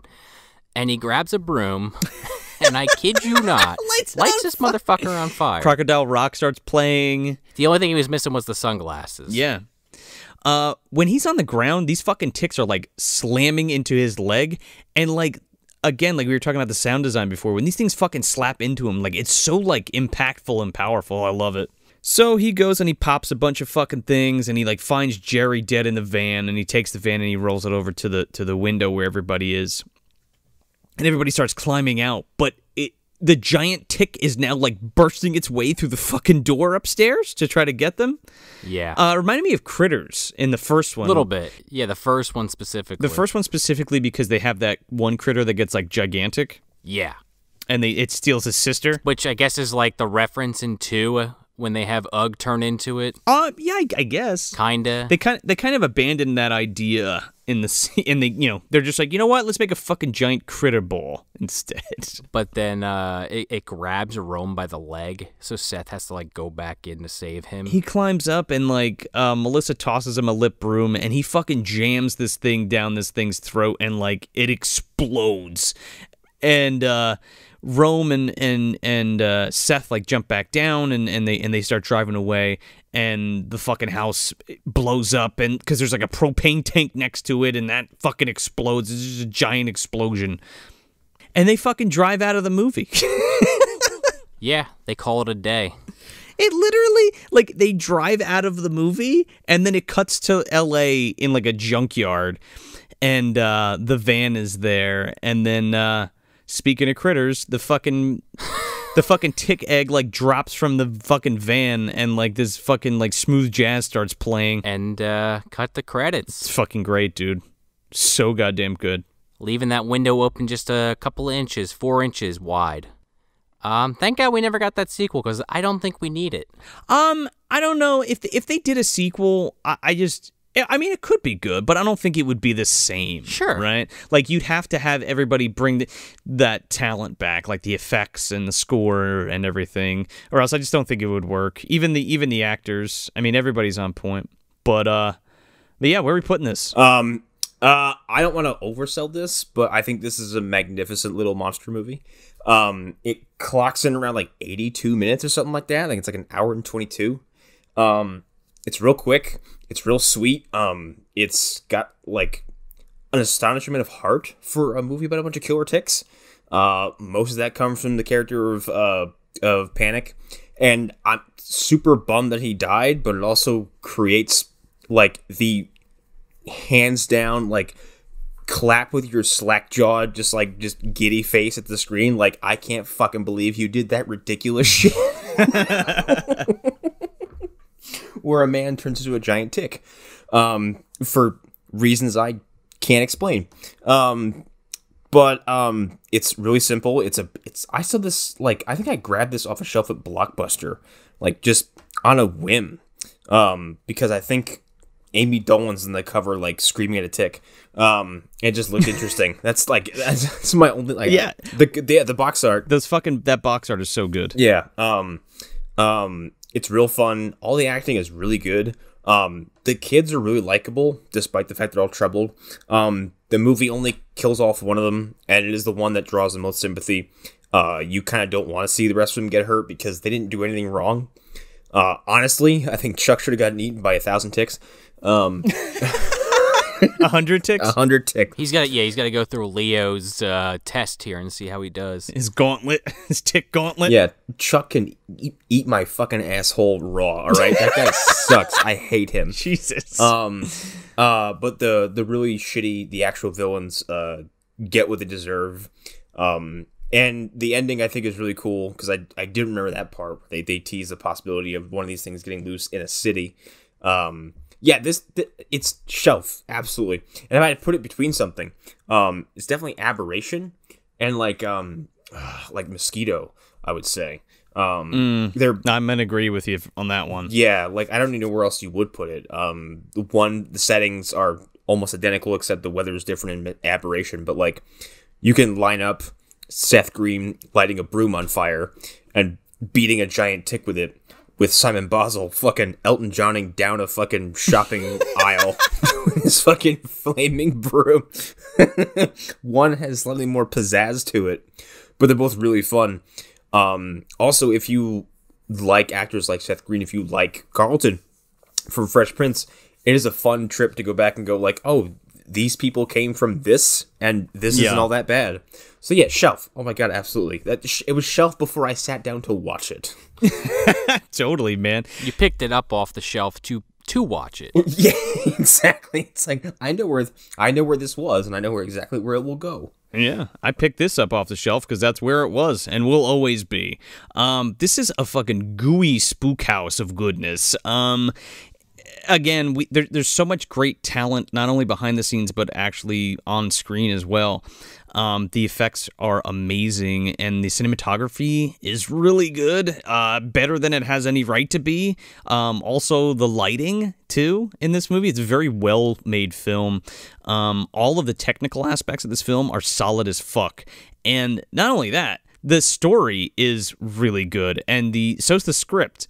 This movie works on a multitude of levels, so much so that it's just a really good time. As silly as it is, it all works because everybody's kind of taking... I mean, there are comedy elements, but everybody's taking it super serious and putting kind of their all into it.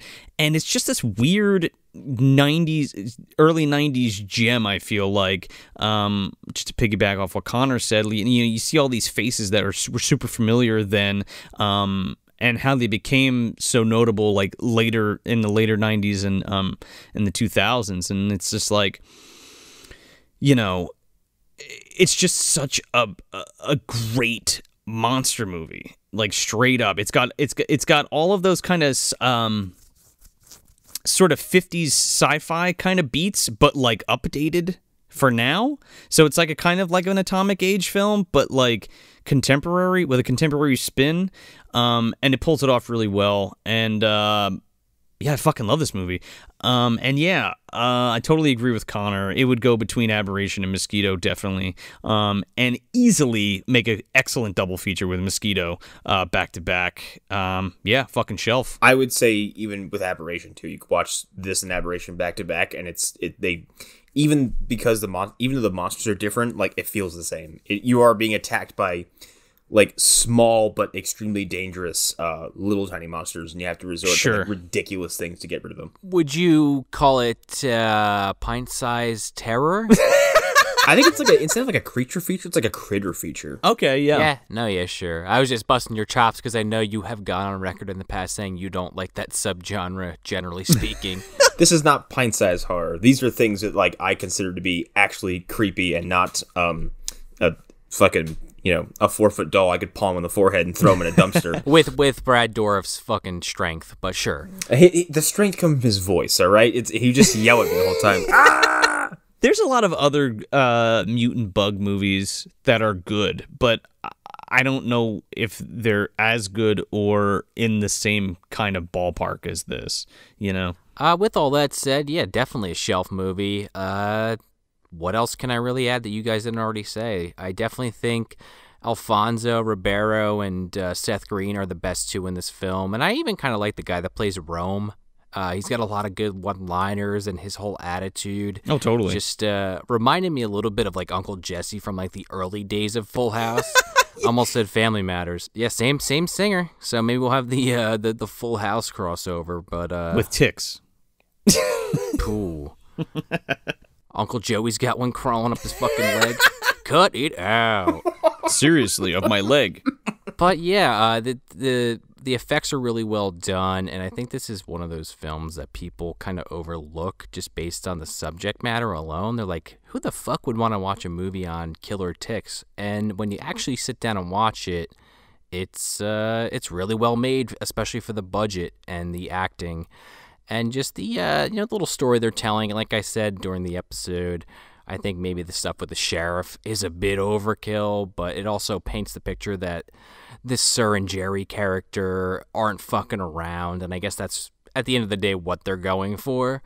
But we come to the Daniel Baldwin statue that we're still dragging out here at the end of the day to figure out where we're gonna insert this on the Baldwin shelf. And that stuff that Clint Howard was using to basically the runoff that caused all these problems, I think the herbal steroid, yeah, that was originally created via the Baldwin statue. Just all the garbage and junk and movies. Wait, it just secretes it. Yeah, exactly.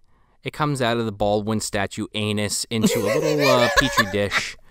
And, I have to constantly empty the fucking thing into a bigger container, so it's really a major inconvenience for me personally. It's the overflow, man. Kurt Russell's constantly coming around asking to poke it with a hot needle.